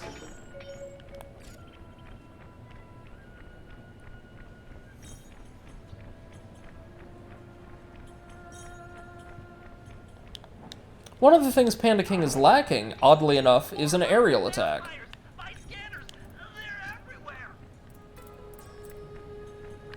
Alright, more vampires. Yay, why not? Fortunately, we've got a pretty good vantage point to tag all of them now.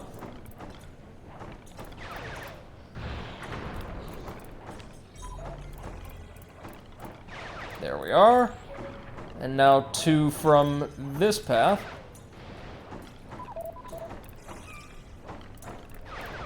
Come on, come on, come on. Oh, so I was wrong. The Jiangshi can take quite a few fireworks.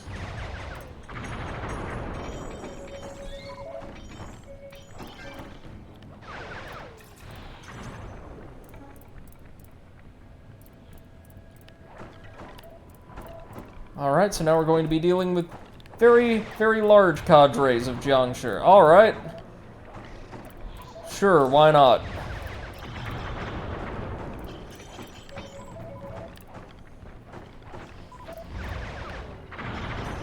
Just as long as they don't get to Sly, we are good. Sly, who really better hurry up.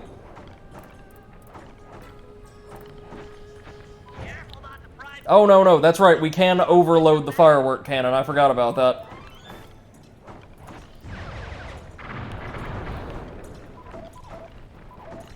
Oh, that's odd, though. They're targeting us instead of Sly.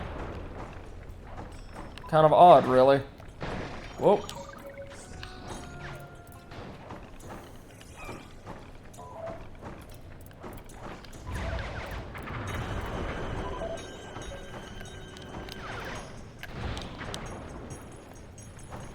Okay. Just hustle, hustle, hustle.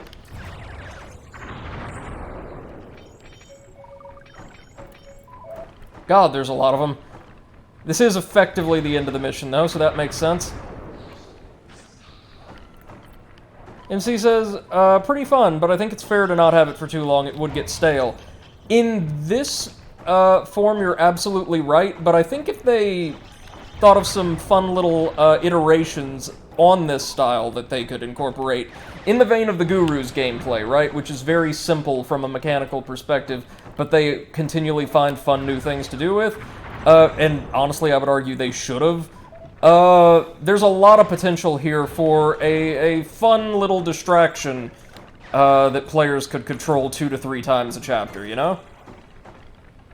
Again, much better than any of Spyro's animal friends. Even the ones I liked. We're making a pretty good team. This is the last of the fireworks. Put them in the crypt and kaboom! No more hopping vampires. Yes, this ordinance will suffice. They're gonna be fangs everywhere! Right. Now, just head back to the safe house. Yes, do that.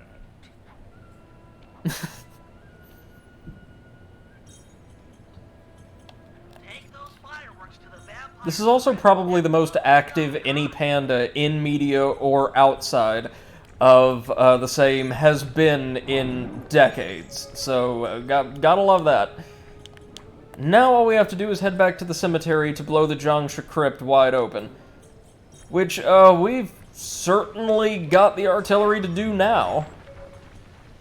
And for, just future reference, the only other time we get to play as the Panda King, his gameplay is in fact changed up quite a bit. Oh, and he also had that turret section earlier, so they do think of a few different ways to use him, just, I would argue, not enough. So then the Jiangshi crypt is right over here, apparently, so let's just load him up. Oh, I think we have to empty a full pack directly into it. Hold on. The fireworks you and Sly stole are heavy duty enough to crack open the hopping vampire's crypt.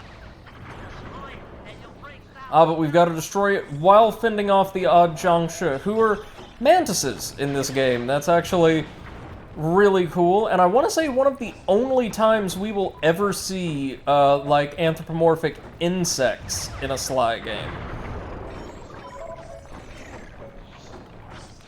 There was the Contessa, but I think between her and these things, that might be it. Come on, come on. Get a bead on the crypt. I honestly am stupefied that the power of Flame Fu can't level it, but hey. There we are. Perfect! MC says, Sly Cooper 2, 2004. Kung Fu Panda, 2008. Well, this was 05. Sly 3 was 05, but yeah, you're right. Maybe something else it inspired. Time to free Jing King, rob General Tsao blind, and send him up the river. Yep. I call it Time for the operation here, which is actually a really complex one. job, with 2 groups working simultaneously. I'm sure I don't need to stress the importance of the schedule to anyone. First, Sly, Penelope, and Murray will make their way past all the security in Tsao's treasure temple, and then drop the goods off to me for loading into the van. Meanwhile, the Panda King and Guru will tunnel beneath the palace, creating an escape route for Jing King. Sly, you'll have to pull double duty, taking care of any topside security designed to detect subterranean assaults. Once you guys are done, I'll use my Grapple Cam to lure Inspector Fox into the palace, where we'll try to get her to take Jing King's place. Then, with the girl and loot in hand, we run for it. So, aside from that Grapple Cam segment, most of this is going to be pretty smooth and easy. Using the Grapple Cam to lure Carmelita, though, is going to be a damn sight harder than using it to lure a couple of flashlight guards. Alright, time for Operation Wedding Crasher, which takes place, or kicks off, again, on the far opposite side of the map, over at the Treasury, which, again, is the most perilously positioned structure, I think, in the entire series. Seriously, look at this thing. God's sake. I would not put all of my wealth, that close to a steep drop-off into frozen waters, but hey, I'm not a chicken.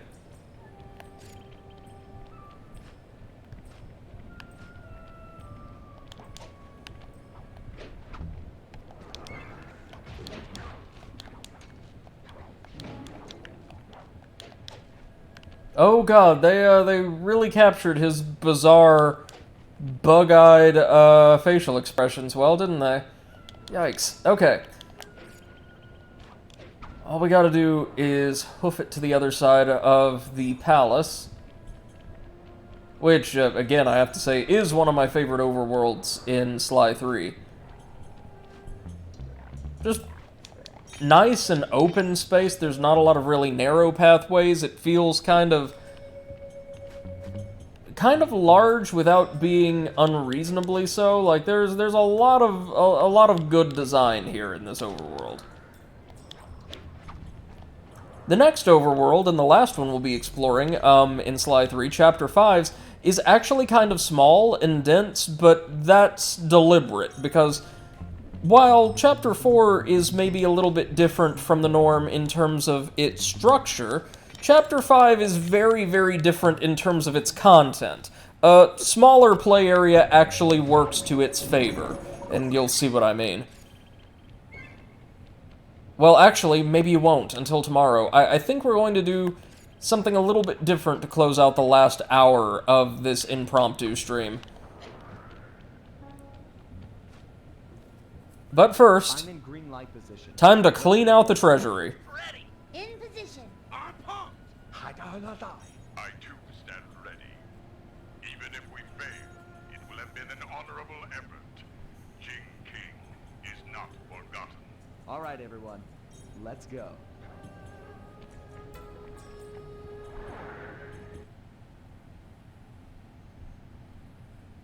Penelope and Murray are relying on your second story work to be let in.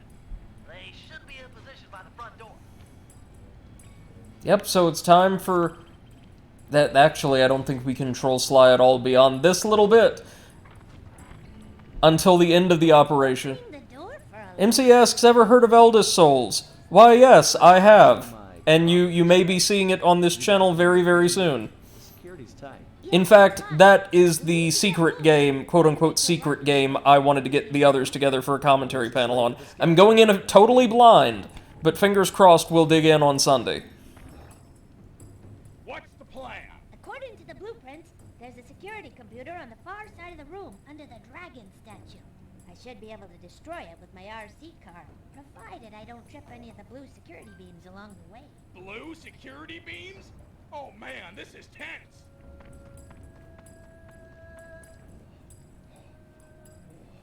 Yep, so now we have a little two-part mini-mission with Penelope's RC car. We just need to avoid the security lasers and make our way to the end of this little course.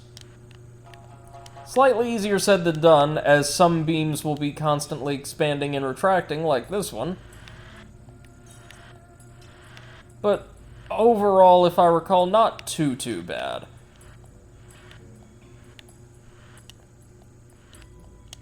And it would behoove us to try and remember the relative locations of all of these beam emitters, by the way. You'll notice some of them don't seem to be sealing off much of the play area at all. Well, they serve a purpose, trust me.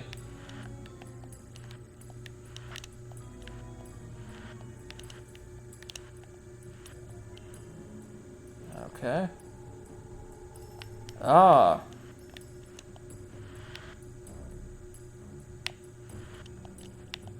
Okay.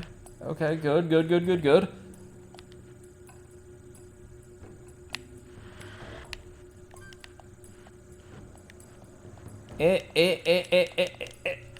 Just having to furiously tap the X button instead of holding it down to get some of this finer maneuvering down.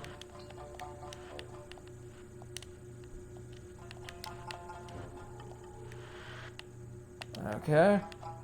Trust me, we're almost there. This course, or at least the way I'm moving, may suggest it's kind of tedious. I promise you it's not. It's not overly long.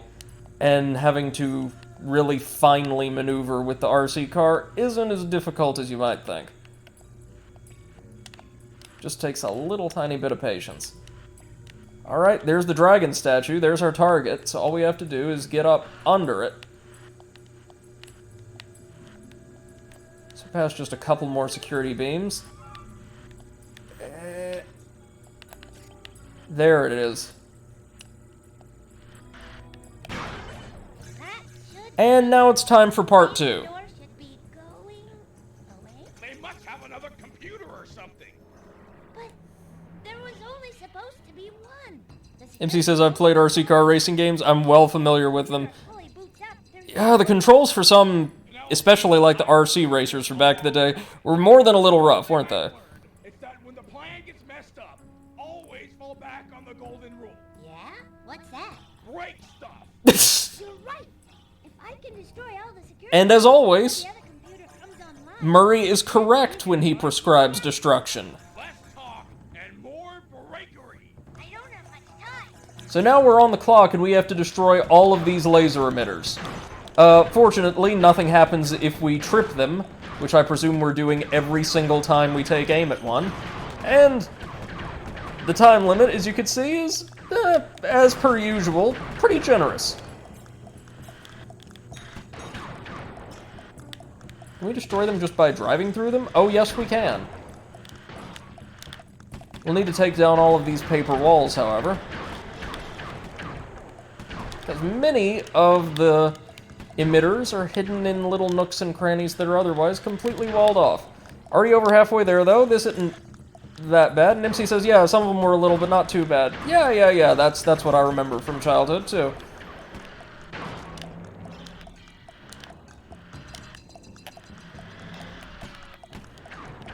Actual RC cars, on the other hand, depending on the model, can actually be more than a little tricky to maneuver. Not that I have all that often. Blast. 5 more. Let's see. They all seem to be clustered up right here in the center of the room. That's good for us and for our time. There we go. Perfect. And that's Penelope's hand in the operation, completely delayed. I can respect that. Well, let's get that treasure. Murray's not used to finding people with an equivalent appreciation for destruction. He approves. Looks like a double lever trapdoor. You know, just like the switches from Octavio's Opera House. On my 3. 1, 2, 3. Dragons? I got 'em. Whoops, we were just a little bit off then. Let's try it again. 1, 2, 3. Too early again? No, there it was. Okay. Yes, we're in. What And is so, Is it awesome? There's plenty of loot, but the foundation looks rotted out. Totally unstable. Hey, Murray. Sal's on his way to your position. How you coming with the treasure? We're doing awesome. Stand aside, Penelope. Cannonball! No way! so these two are going to, shall we say, expedite recovery of Tsao's treasure, while Sly and the others attempt to both rescue Jing King and lure Carmelita into the palace. Always a slave to the schedule. That's me. So now we wind the clock back just a bit to direct Sly on over to the palace. Actually, give me just a minute. I'll be right back. I'm going to grab a drink and something I'll need for the last wing of the stream. Because again, we're going to be doing something a little different once we're through with Chapter 4, and Chapter 4 has, if I recall, about 10 minutes left. So, hold tight, y'all.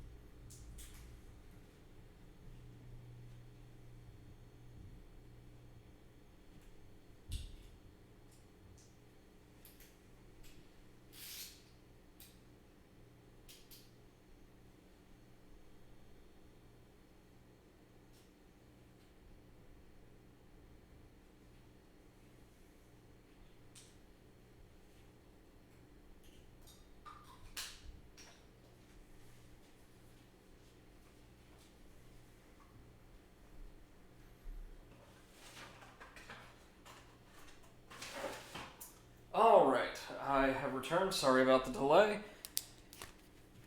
What I got, in addition to a Diet Pepsi, because fat, is a pen and paper. Thank you, MC. Thank you. Because I'm actually going to be keeping a failure tally for the special gameplay we'll be tackling in the last hour of the stream. So hold on.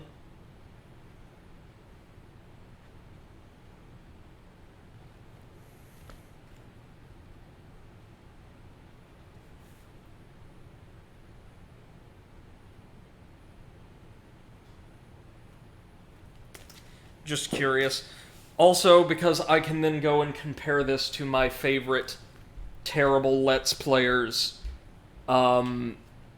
failure count for the same activities and just see how we stack up. See how far from the absolute bottom I am. Not too far, but I'd like to think just a little. Yeah, with style. So it falls to Sly now to keep the palace's unique, antiquated security measures from being tripped by the Panda King blowing the foundation of the tower out. Chinese security technique to detect subterranean thieves. Our tunneling to free Jing King will shake the palace. I get you. If any of the vases tip over, it'll trip an alarm. Correct. Don't allow them to fall. I am putting my trust in you, Sly Cooper. We'll get Jing King. I promise. The Guru's right. Let's get this show on the road. All we have to do is stabilize each vase that is knocked off of its balance by one of the Panda King's rockets. This starts pretty easy, and before long we have to move like lightning to catch all of these suckers.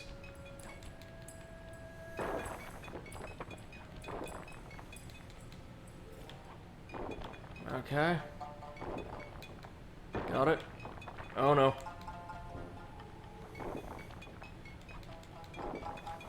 Hurry up, y'all. What, pray tell, is the Guru doing? Like, I mean, I get he's involved in the operation, but what is he doing there? Just a few inches from Jing King. Get that, Bentley? MC says, excellent gameplay concept. Yeah, and it's... I guess it's a nice enough way to narratively include the two members of the gang we don't get to control during the operation. I am a little cross, however, that we don't get to play as the Panda King. In the, climax of the chapter where we recruit him and see a lot of his character development. MC says the Guru's the mascot. If you've noticed, he actually is. Like, in the cutscenes, he does a lot of interpersonal work. Alright. Oh, how I dreaded this. Using the Grapple Cam to lure Carmelita. Okay, here's how this works. Much as it did with the guards, but the only differences are Carmelita's gonna be a lot faster to detect us and attack the Grapple Cam, in which case we'd have to just produce a brand new one, it's a whole thing, right? And out in the open, we have far fewer relatively safe perches to grapple to. Alright.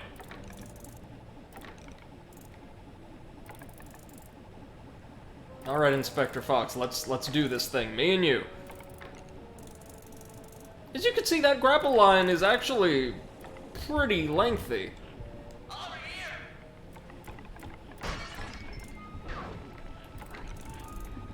Hey, buddy! Fortunately, Carmelita will take care of the guards for us.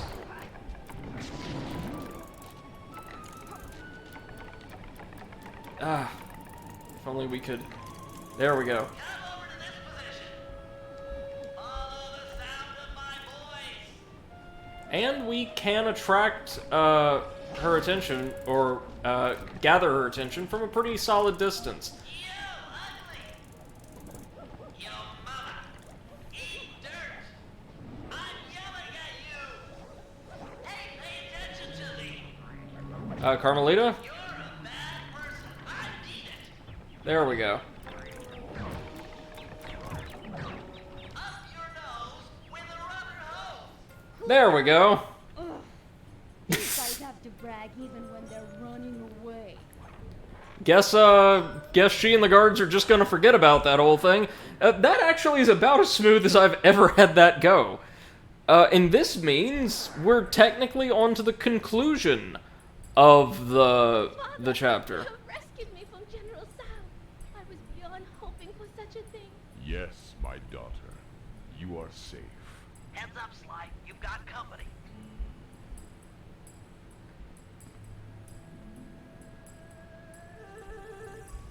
Oh, she's carrying a treasure on her? I did not know that she could when she spawned as effectively a flashlight guard in the open world. Oh, this disguise is great. Underway.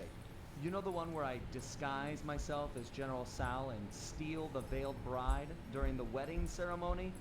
Yeah, make sure the whole gang's there. Okay, I'm headed to the right. Over and out.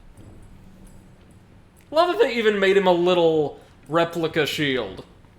Sly Cooper and his secret. His own little discarmer. Who's this failed bride he's so interested in anyways? Well, he's not the only one who can play the disguise game. I'll give him and his gang a shotgun wedding they'll never forget.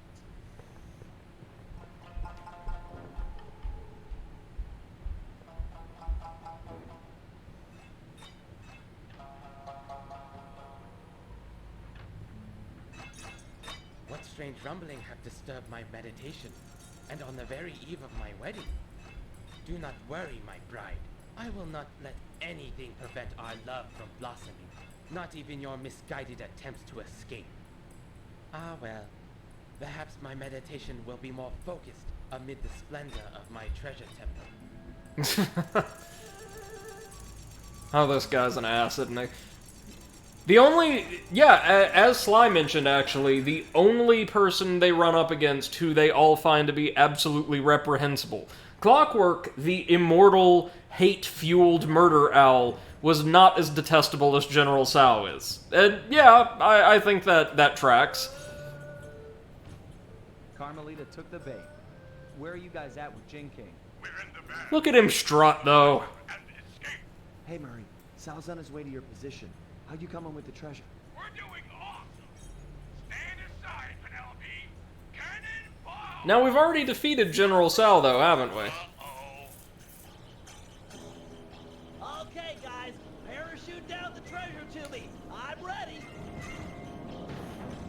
Yeah, only problem. They just knocked most of the support out of the, treasure temple, and there it goes. And all that's left is that one chest, which might actually be all that was stored in there now that I think about it. Murray! It actually would be perfectly in keeping with General Tsao's character to not have a fraction of the wealth he seems to, wouldn't it?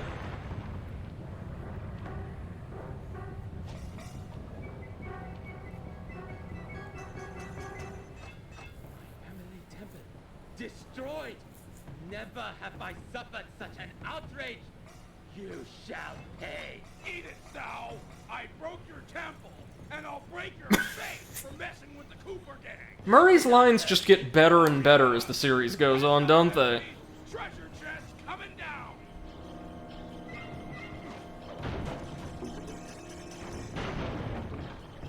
The outrage. Stone dragon of the temple. Yeah, so instead of fighting General Tsao, we get a slightly different end boss for this chapter. Hour of need.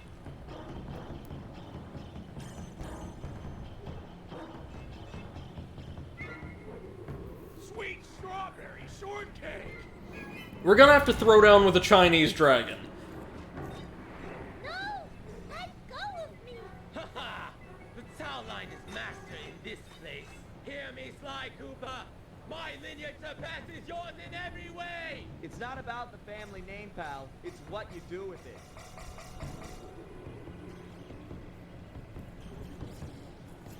Sly!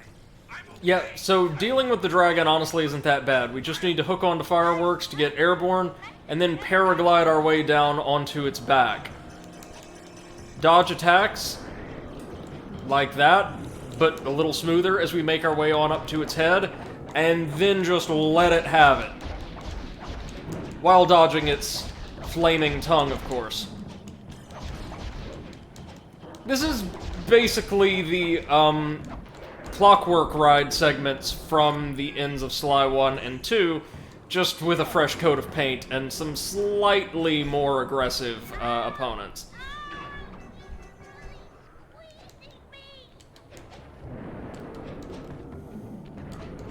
There we go.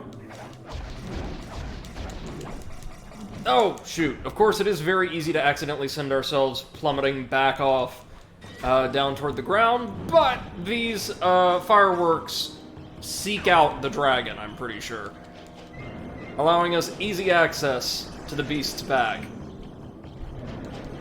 Honestly, for a chapter finale that doesn't involve fighting the big bad, this is not too disappointing at all.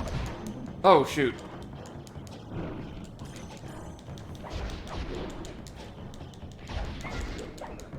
Oh, yikes.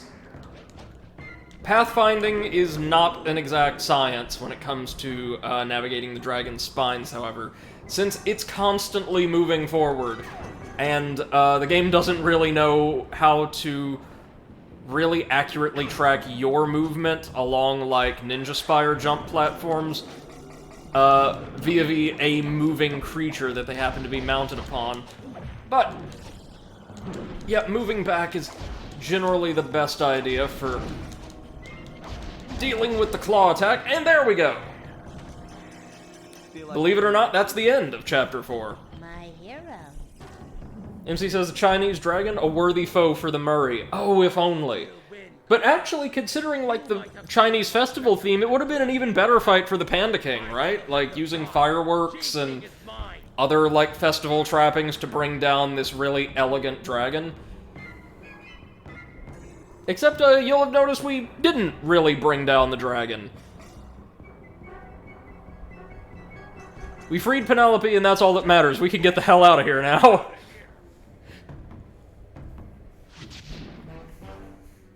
Yeah, so we didn't bring down General Tsao, we didn't kill the dragon, we just stole his money and left. General Tsao had his wedding right on schedule. Everything was as he'd arranged, except the bride came as kind of a shock.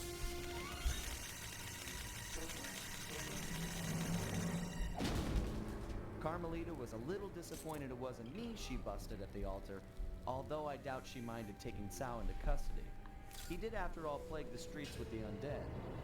From what I hear, the locals were happy to see him go. We dropped off Jean King with her aunt. The Panda King insisted that she be safe there, and that he needed to pay off his debt to the gang. There we go. I was still wary, but there was no denying that his skills would come in handy. Needless to say, we lived it up in the back streets of Shanghai. What kind of gang of thieves would we be if we passed up on recreation like that? Of course Murray can carry the entire gang at once. Of course he can. And we now have access to our surly demolitionist, who is probably my favorite member of the entire crew. MC says it might have been the goal. Maybe Chapter 4's conclusion got shortened. Cut content and all. Maybe. I mean, what we got was still perfectly fine. That was a very, very good, final stage for that chapter, I think. And again, I really, really dig the fight with General Tsao midway through the chapter. That is, again, the best handled boss fight in Sly 2 or 3, in my humble opinion. And now we could dive into Chapter 5, Dead Men Tell No Tales, where our friends inexplicably travel to a Caribbean pirate town from, like, the golden age of sail, like the mid-18th century. They don't even try to, like, tie this into a real-world location, for the record. But, first, maybe we'll look at the first mission or two, just to give you a sense of the aesthetic flavor they're going for Chapter 5. But first, I would like to handle most of the Master Thief challenges. Again, one challenge per chapter can only be unlocked after clearing a certain mission in Chapter 5. But I wanted to play most of the Master Thief challenges for Chapter 1, just to give you an idea of what we're up against here. Again, Gerard Khalil described these as the closest thing to a hard mode the game has, and also whence a lot of the completion percentage is derived, so we are going to be tackling them all. But they are principally involved with challenging the player to complete objectives, so certain sections of earlier missions from that chapter, under unique new criteria. Like in this case, we're going to have to bring down the 3 Blue Viper gondolas from the Canal Chase mission with half health. Not bad at all. And I'm going to be keeping track of the cumulative deaths and restarts, so the number of times we run into a failure state, across the Master Thief challenges for this playthrough. Just want to see exactly how challenging they end up being for me. Some of them I remember actually are quite hard, but the vast majority really aren't. But this is something we need to do in order to get that 100% completion.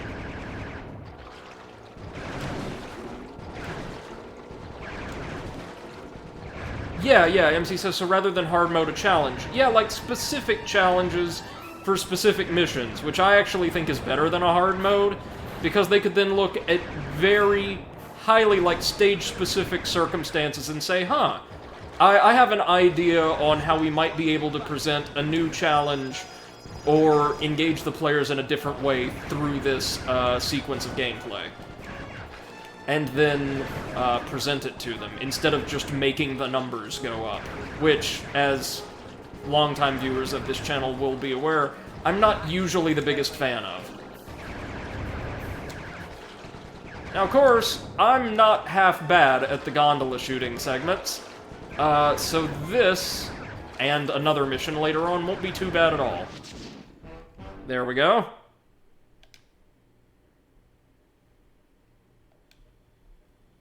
Next up, destroy all the tar reservoirs from the Murray's Tarball challenge with a time limit. And I want to say a reasonably tight time limit. Time limits in the main campaign are very generous. They often aren't in the Master Thief challenge modes.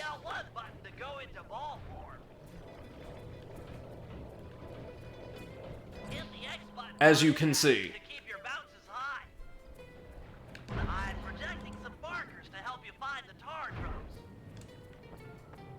Now, I think we might get a little bit of extra time for every tar drum destroyed, or maybe not. And he says, alright, we'll do some sleeping. Now, thank you in advance for the stream. Oh, thank you for joining me, man. hope you can tune in to the marathon Sly stream I have planned tomorrow. It will get started probably somewhere around 6 o'clock CEST. Oh, that couldn't have gone worse. But yes, for every tar pump we destroy, we get some additional time. In fact, the time gauge completely refills. So, actually, this one won't be too bad either. Have to remember, though, since Murray was still in pacifist mode for this mission, we cannot directly harm any guards.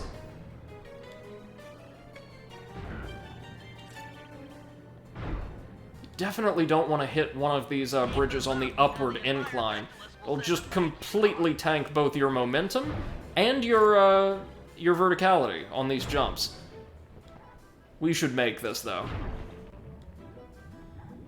Not a big deal. Now, the favorite criteria of the developers to impose for these challenges are half-health runs of certain combat encounters and timed variants of certain encounters. So, you know, no big deal. We've seen most of the challenges we're going to be presented with, or the major types of challenge. Like this one. Get to the top of the tower from the propaganda destruction mission, and destroy the Octavio standee... Sorry, the Octavio Marquis, rather. Before time runs out. I've gotten pretty damn good at climbing this tower over the years, so we shouldn't have an issue here.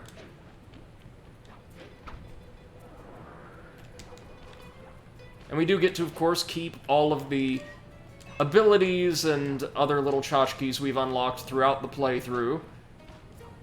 For our Master Thief challenge attempts, we are not, like, forced back to a state and a loadout of abilities we would have had during our first attempt of that chapter in the main story, which is quite nice.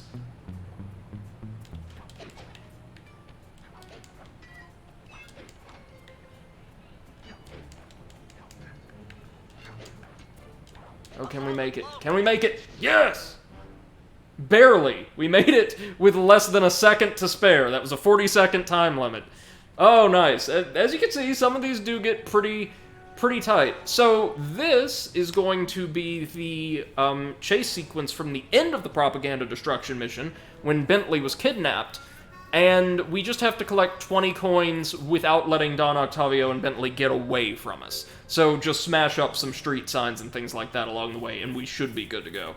20 coins isn't too bad for Venice, I don't think.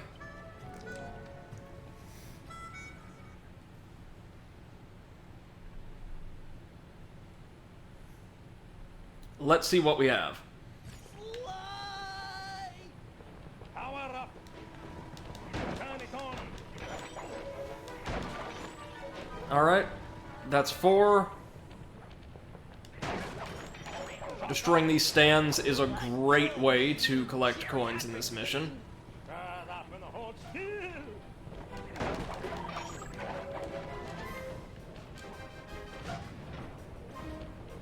It's actually pretty hard for him to lose us completely due to, frankly, for this stage, even for this stage of the game, just for how slow Octavio is. I swear I'll get you for this. You won't get nothing but a grave, pal. Barrier engaged. There we go. And we have over 20 coins now, so we should be good to go. All we have to do is trail them to the gates of the Don's Opera House, and we are done. Again, this is maybe not the most engaging secondary content in the world, but it's also not bad at all for players who want to test their skills in familiar scenarios. Better than the plain time trials from the first game, I'll say that. And also better than what the second game had to offer in that regard, which is to say nothing. Though I will say, I do miss the inclusion of clue bottles and treasures, little things you could discover out in the overworld. On the whole. Just made it feel like exploration outside of the missions had some real purpose, you know? Even though the missions in Sly 3 are much, much stronger than those on offer in the second game. What's next? Destroy the vacuum pumps from the operation before time runs out. Yeah, so again, lots of these are time trials. Lots of these are time trials. And this one might actually be kind of difficult because of Bentley and his wonderfully, wonderfully inaccurate bomb placement. Remember, if enemies are in the vicinity, all attacks, bombs included, will automatically, like, home in on them. This one. This is the worst pump to destroy for this side mission.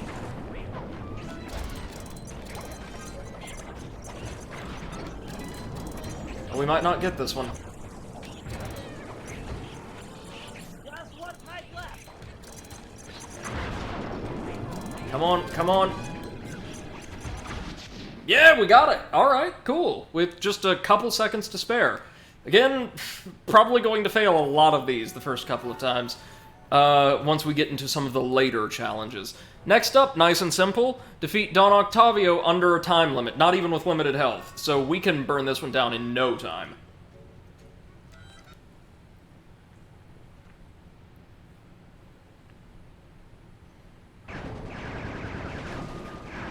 Remember, just dodge the laser projectors, dodge the mines. No big deal.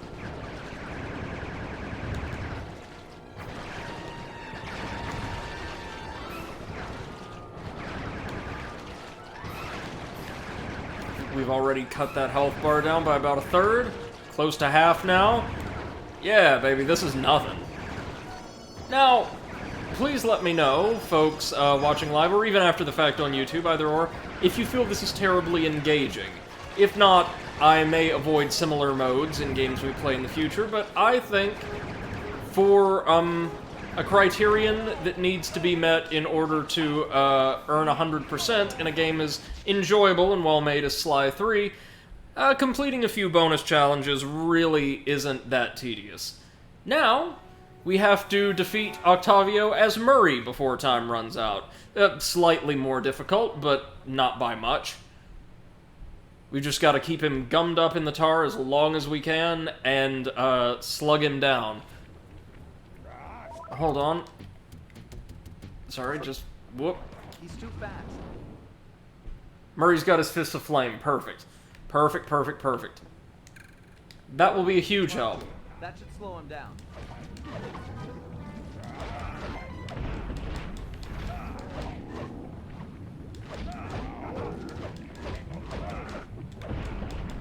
Hey, we have a body slam too, pal.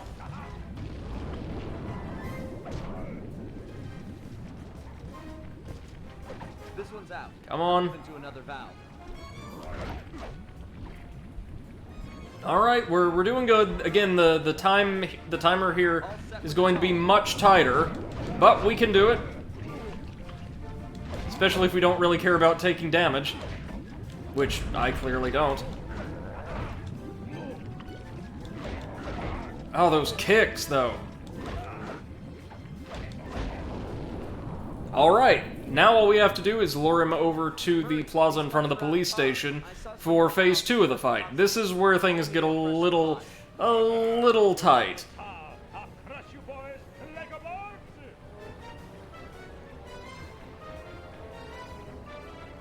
See, in addition to having to take the time out to run all the way across the city with him in pursuit, we then have to avoid his vocal attacks, which actually take considerably more time to execute.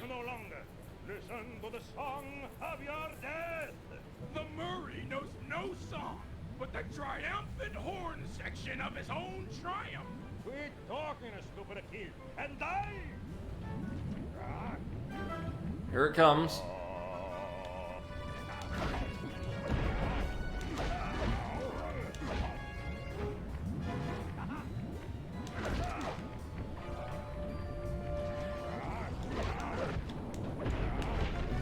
Okay, looking at our timer, I think we've got more than enough time to bring him down. Another valve. Oof.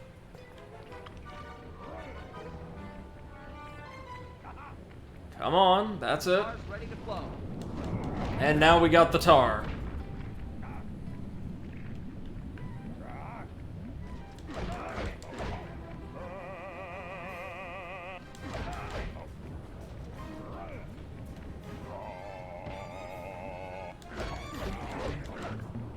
We might need to let fly with the tar one more time to bring him down. The next tar valve. And we've definitely got the time. All set with the tar.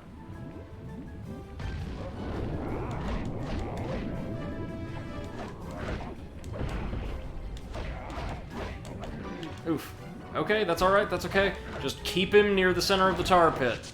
And there we go! Octavio is down. Perfect. I tell you what, guys, since we've got so much time left, it's not even close to 3 hours, and since I imagine most of my regular audience probably isn't overly fond of watching simple little challenges like this, why don't we, that is all of the Master Thief challenges currently available to us, isn't it? Yep. Why don't we swing it on over to Chapter 2 and try some of those Master Thief challenges? Complete a rock climbing course under time pressure. I think we can do that, especially with our paraglider, right? This is from the very first mission in the chapter. Notice that the thief challenges are arranged in roughly in order, in the order that the missions they pertain to would have been arranged in the main campaign's chronology.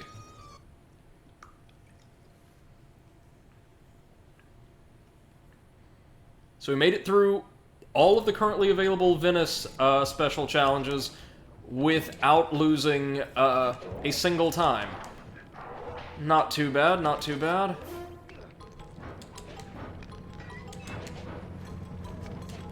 Oh, they're having us run the entire platforming course we undertook to find the Guru, aren't they? Yep, so Guru isn't there, so now we've got to hoof it all the way across the mining camp to reach his hut, and then from his hut, presumably to the stockade.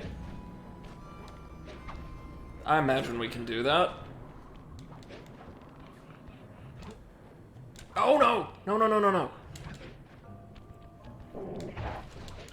Just go ahead and knock him out. The miners must use them to haul up their drills.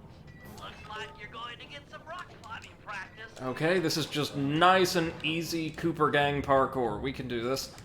And yeah, looks like, based on the ridiculous amount of time we have left, this is going to end by having us run on over to, yep, on over to the stockade.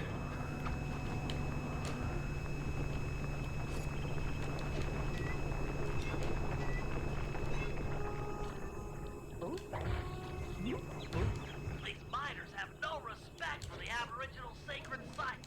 Notice that Bentley's still providing us the standard narration from the regular variant of the mission. Cultural insensitivity is sickening. Alright, there we go. And we should be done. Nice! That one was not too bad at all. I think we probably had, well, what, 21 seconds left. That probably was a 2-minute time limit, I would imagine. What's next? Make it to the safe without being damaged and before time runs out. Okay. 2 special criteria. This one might actually be a little trickier. But we've just got to make it to the back of the mine. Now, this isn't like one of those escapes that we had to perform after absconding with the Guru's belongings, where, you know, like, a horde of miners was descending on us. We've just got to make it to one of the safes containing his belongings.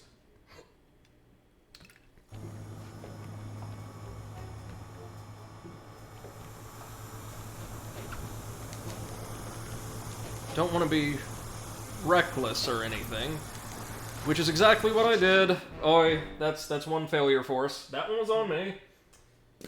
So let's try that again. I don't think the timer is going to be that unkind to us.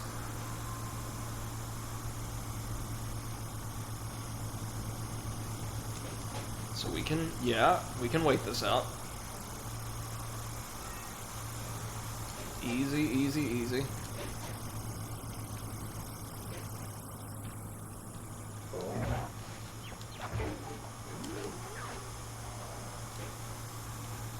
The fewer miners we have to deal with, the better.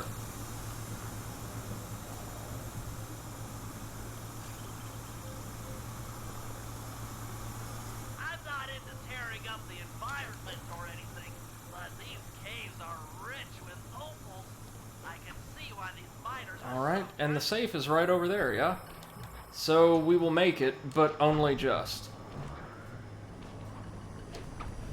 Whew, that was close. But we made it, with like 2 seconds and change. Like I said, a lot of these time limits do get very, very tight.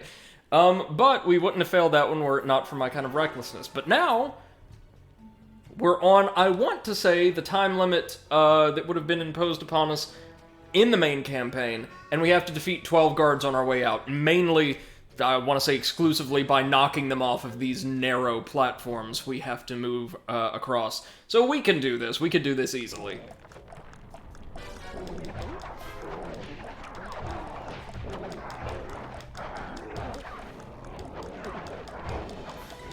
Yeah, look at this. We're killing a couple without even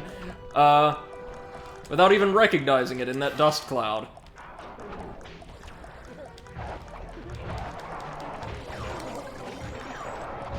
Oh, no. Oh, that's alright. We can take a hit or two in this mission.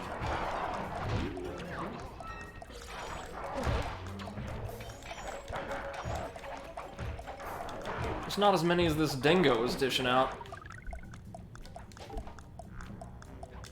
Will we be able to find 2 more guards on our way out? Yep, there they are. So we're basically being asked to defeat every guard that the game spawns in. Gotcha, gotcha. Or almost every guard. I hear a couple more.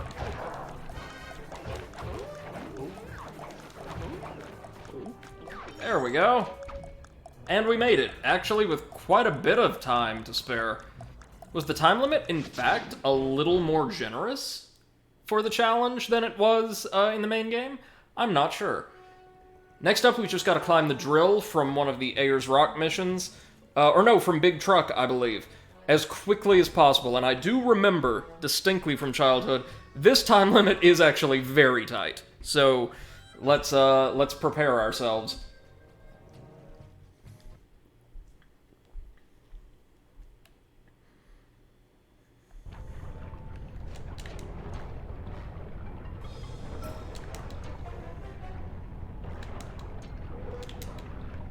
Okay.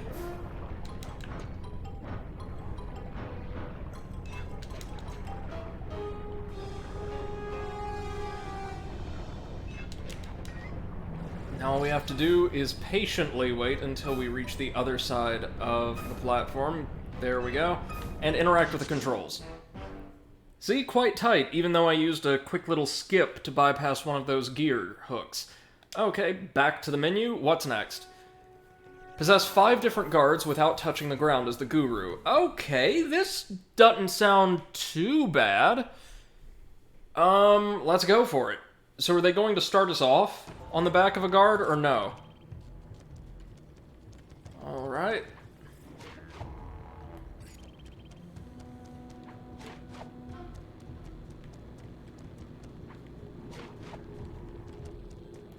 So this is after the guru had already worked his magic on the miners'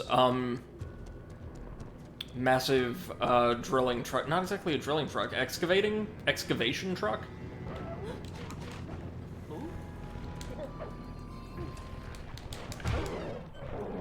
There we go. Let's try and find other guards on the ground so we don't risk... There we go. Ramming ourselves into a wall. Like that! Shit! Okay, okay. That's number 2.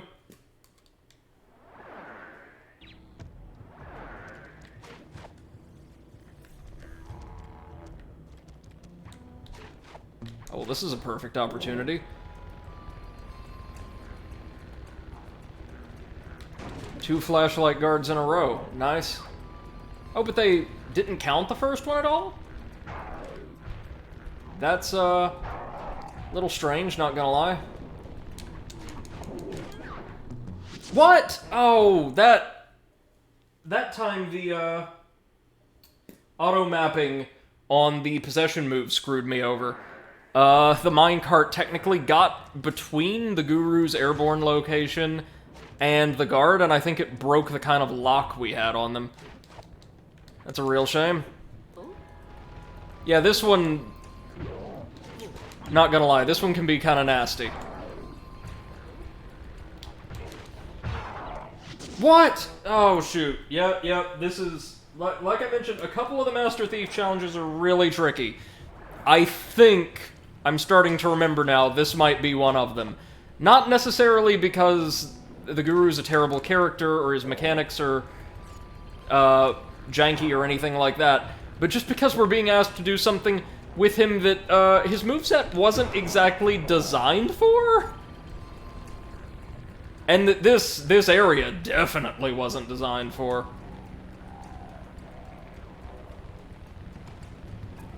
Not a lot of open space in this map.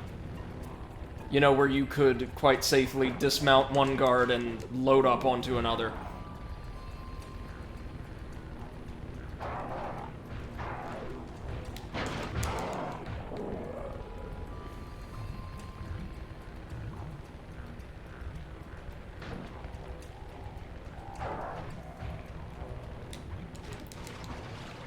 Now if we can just go jack that flashlight guard, we should be good to go. No. What? What even happened that time? We didn't deal, or we didn't touch the ground? I'm sorry, friends. I have no earthly idea what happened there. Well, I noticed that last time it failed to register the first flashlight guard we, possessed, so maybe something glitched with the counter? I'm not sure.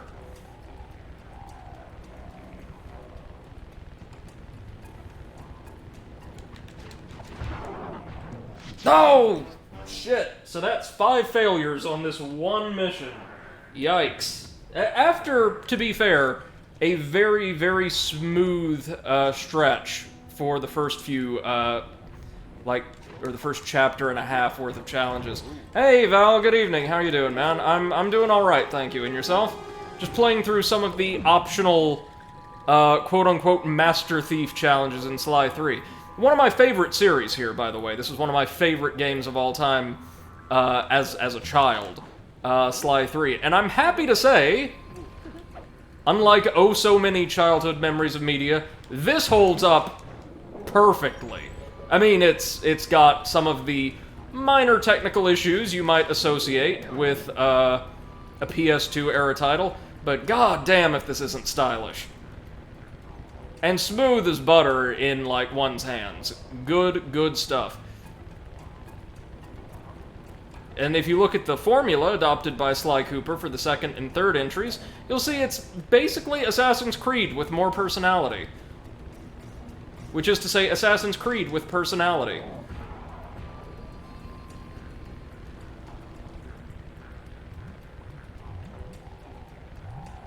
As we'll see tomorrow during a marathon I have planned to celebrate getting a single chapter of my thesis done and dusted on the books. Sly even did fantastic pseudo-open world pirate ship-based gameplay far better than Assassin's Creed did far earlier. Oh god, gotta find a guard in... No! Oh, Lord. Val says it's been a hot minute. I've always wanted to play through these games, but never got to. Well, I can't recommend them heavily enough. They're available, or the trilogy, which was adapted by Sansaru Games, the really talented Australian studio that produced Sly Thieves in Time, the fourth entry, and are now working on Oculus games or something, I think, is available through the PlayStation Now service, so even if you don't have a console that can easily access, like, a PS3 library, you could always sign up for PS Now for, like, a month, which is just a few bucks, I think, and play through both the Sly Trilogy, which is the definitive way to experience these games, and Thieves in Time, which I would actually argue is even better than Sly 3. As usual, my perspective on, like, the quality of entries in the series differs from that of a lot of critics. Lots of folks say Sly 2 is the best. I would argue the fourth game is the strongest, and this is a close second, but that's just me. There we go, that did it. Val says if I ever get time to. Oh, I know the feeling, I know the feeling. How have you been, though? Have you been managing your workload and, like, the projects you're wanting to pursue without feeling just totally overwhelmed? Like, I know writing my thesis chapter was... It was rough, but now that I've got it behind me, I just look at what's left, and I say, okay, you know, I did the worst part. I did the biggest chunk of work I'm ever, barring anything going horribly wrong in its evaluation, I'm ever gonna have to do for this thing. And I found that to be terribly motivating. Okay, so... Keep Murray safe from the guards to score high on this challenge. What is the challenge? I don't... Check out these guns! That pumping has gotten me! Oh, I see. We're just going to be protecting Murray until, the timer depletes, right? Or, hold on. Hold on. What? What on earth is that gauge in the lower left? That's not a timer. Is it possible that every time the guards land a hit on one of our power stations, that gauge will decrease, even though it's not directly correlated to the power station's health? I am at a loss regarding this challenge. So far, it's just, well, no, you know what it is? It's, basically, note for note, this mission from the main campaign, with quite a few more guards. That's it. There's about double the volume of guards that were present in the original mission. That's it. Well, that isn't bad. You know, after the Guru's mission, I will gladly accept this. This is like the Shire. This feels like home.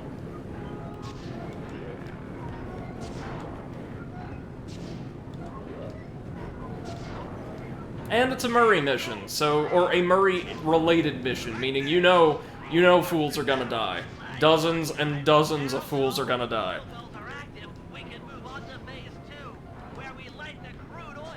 Oh, don't you dare. Yep, that is indeed what that was. Yeah, challenge complete. But it doesn't have a score? It said, like, keep Murray safe, even though Murray wasn't the target, to get a high score in this challenge, even though there isn't a score, and the gauge added for the Master Thief challenge just seemed to be the health bar of the power stations duplicated? Like, it wasn't even a smaller amount of health dispersed to that gauge, so I am at a loss. Val says I'm working through some SQL tables right now, and after that I'll be implementing them into an actual program. Oh, exciting!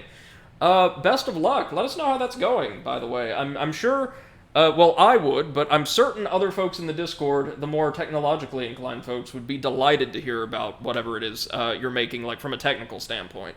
He also says, I love that the enemies are super buff rats who pulled off their own tails to use as whips. Not exactly. These missions take place in Australia, and most of the guards are dingoes. Dingoes and kangaroos. They do kind of look a bit like rats from a distance, though, I'll give you that. Oh, so here we just have to clear out the bar from Lemon Rage under time pressure. Oh, well, that's not going to be bad. Everybody but Bentley has received some combat upgrades to make them a little bit stronger. And obviously, once we take control of Murray, this shit's just over. Nice. Now we get to control Sly, so the worst of it's already over. We just have to burn and or electrocute a ton of guards now as Sly, and then it's on to the Murray, which is to say on to the victory lap.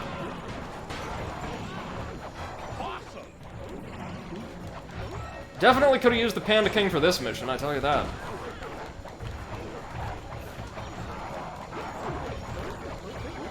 Guards who dodge standard attacks are a bit frustrating to consistently land blows on. I think you have to catch them on the descent unless you just juggle them like so.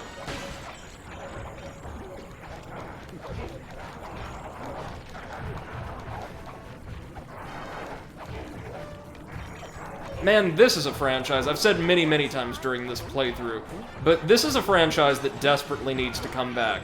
It's great we're giving, you know, Crash some renewed attention. Ratchet and Clank are back in high form, which I love to see because I grew up with those games as well. For God's sake, Sly, who never once contributed his name to a bad or even mediocre game, according to critical consensus, unlike nearly every other mascot who's been given another chance recently, definitely deserves a fifth shot, with some proper marketing behind it. We'll talk more about this during the Thieves in Time playthrough, but I think I've mentioned on stream before, Sly 4 was of ridiculously high quality, especially given that an outside team developed it, but it received absolutely no marketing support from Sony, or, as I understand it, the original studio behind Sly much at all, which is a real shame.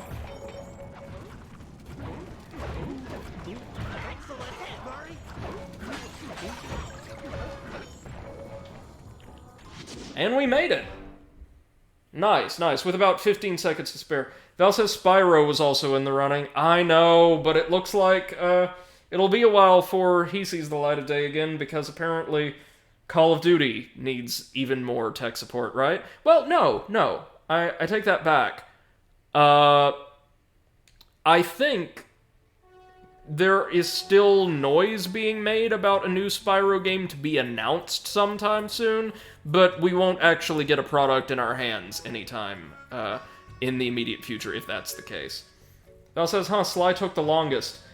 He did. I think because Bentley, who is far and away the weakest, has a considerably lower threshold for guards that either he has to defeat or total guards that have to be killed before control switches to the next character than Sly has to reach to transition control to Murray, or that Murray has to clear out to end the mission. Collect 100 coins while fending off guards. Oh man, that's Murray's job.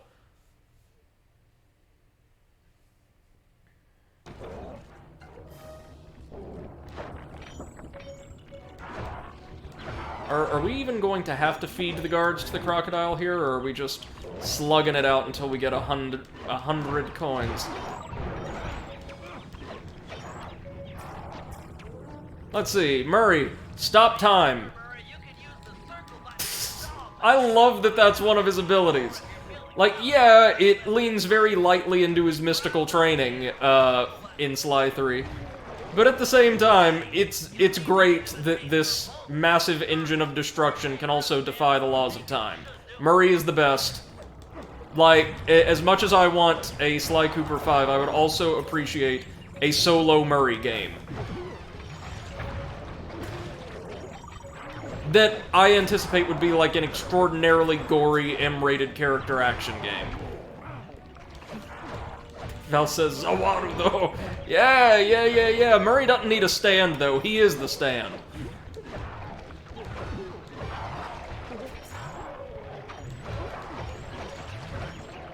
Look at this. It just takes him 2 hits to kill anything. He generates shockwaves, described in the ability menu as explosions on impact anytime he throws anyone or anything. He's got an AoE thunderflop, as he calls it. This guy is just the all-around best. Oh yeah, and there's also his kind of standard buff move. Hold on. Let me equip it really quickly. Murray's go-to for dispatching more troublesome guards. Just lighting his fists on fire and sending them straight to hell. He is the darkest character ever to be featured in a relatively bright, happy franchise. And I love him. Okay, no, now we do have to feed the guards to the croc. Alright. And Val says, the Spyro remaster hit, then everyone collectively lost their shit and were content for a while. Yeah, you're absolutely right. The Reignited trilogy was my first experience with the original Spyro trilogy. I loved it, and since I played the Crash remaster trilogy right around the same time, I feel quite comfortable saying, as awesome as it was that we got a Crash 4, and as fantastic as that game was, Spyro is way more deserving of another mainline entry than Crash was. So come on. If you're willing to give Crash Bandicoot a fourth major mainline entry, give our boy Spyro some love.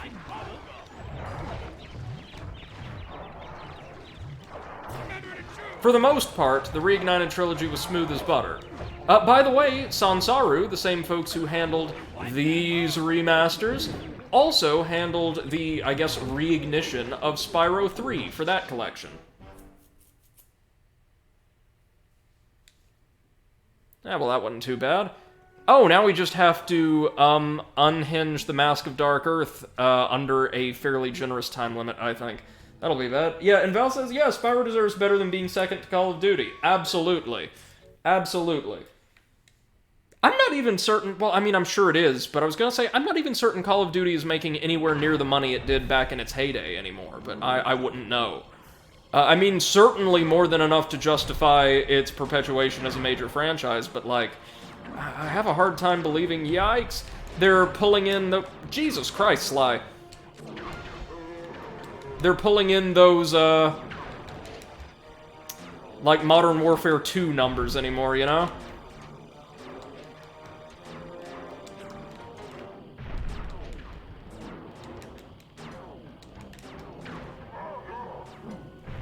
SWAT. Probably not gonna have enough time, are we? Nope. But close. Oh yeah, this time you work. That's alright. Just let me take that down for the tally.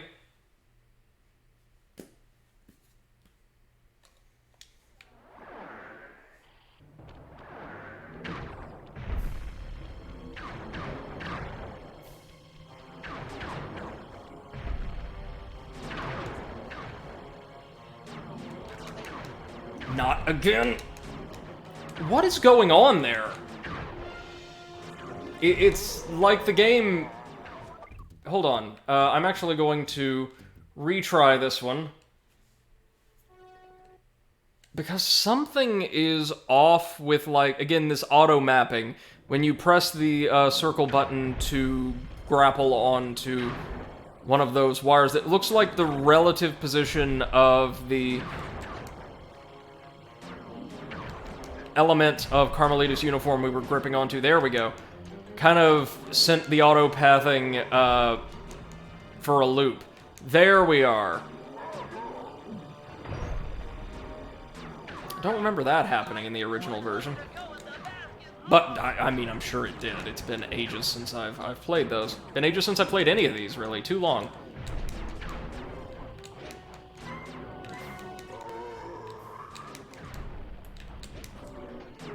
There we are. It also says, no, Call of Duty is mainly just pulling in microtransaction dollars. I would have thought as much, right? And that's all the challenges available for us there for now. Let's conclude tonight's stream, why not, by tackling the challenges available over in Holland, in Flight of Fancy. This way, we will not only be able to definitely polish off Sly 3 during our marathon tomorrow, but we'll be able to probably dive into the first chapter or so of Sly 4, which, again, my personal favorite. Going to start out just by climbing the Black Baron's castle as quickly as possible. This shouldn't be too bad, save for that segment where we'll have to avoid his gaze while he's pacing around his study. Listen to me, acting as though you don't already know the plot progression. While she's pacing around the study.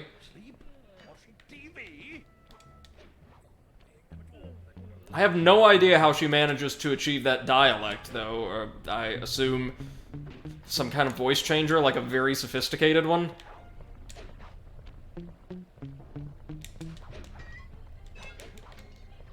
It says she, who, the Black Baron, the villain for this chapter, who is in fact a female RC expert that the gang was wanting to recruit in disguise.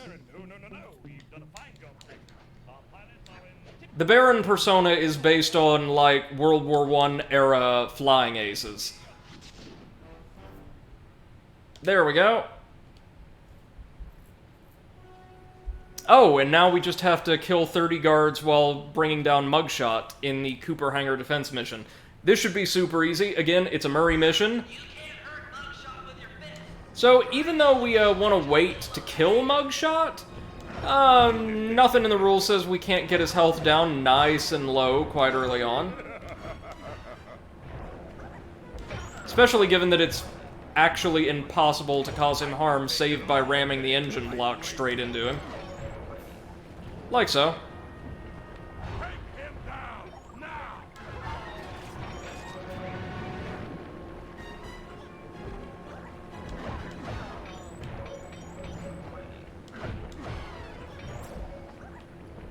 Almost. There we go. Oh god, we managed to ram the engine block into ourselves as well, but of course, Murray takes next to no damage from it because he is the GOAT.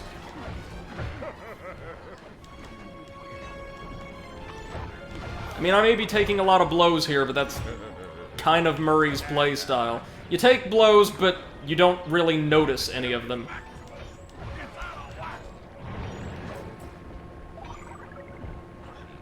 Alright, so we just want to make sure we clear out 6 more guards before sending the engine block forward again. I don't think Mugshot can handle another ram. Going back through the Master Thief challenges really does let you appreciate how many boss and mini-boss battles are present in Sly 3. You know how much I love that. I'm a brick wall. Well, yeah. The first half of that, at least. I don't think Murray would comprehend the second. It doesn't pertain to the physical destruction of enemies. So, oh no. Oh god, this. I remember this. Okay, so this is Bentley's segment of the hangar defense mission, merely with the plane having half health. Nothing necessarily too bad, but a bit long and tedious. Let's go for it.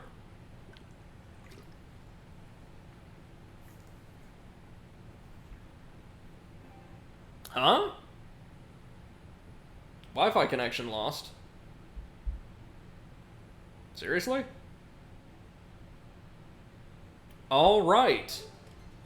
Well, I mean, I guess if there's an issue with my connection, I'm sorry to say we'll have to cut it there for tonight.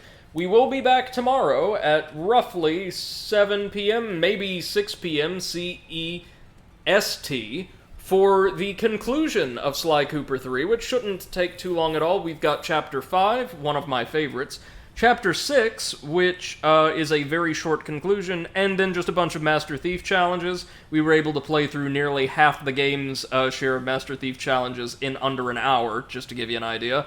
And then it'll be on to Sly 4, which I cannot wait to share with you all. So until then, thank you so much to everybody who joined me live, and to any of you happening to catch this after the fact as a VOD on twitch.tv. Thank you so much, and have a wonderful rest of your evening. Alright, bye-bye.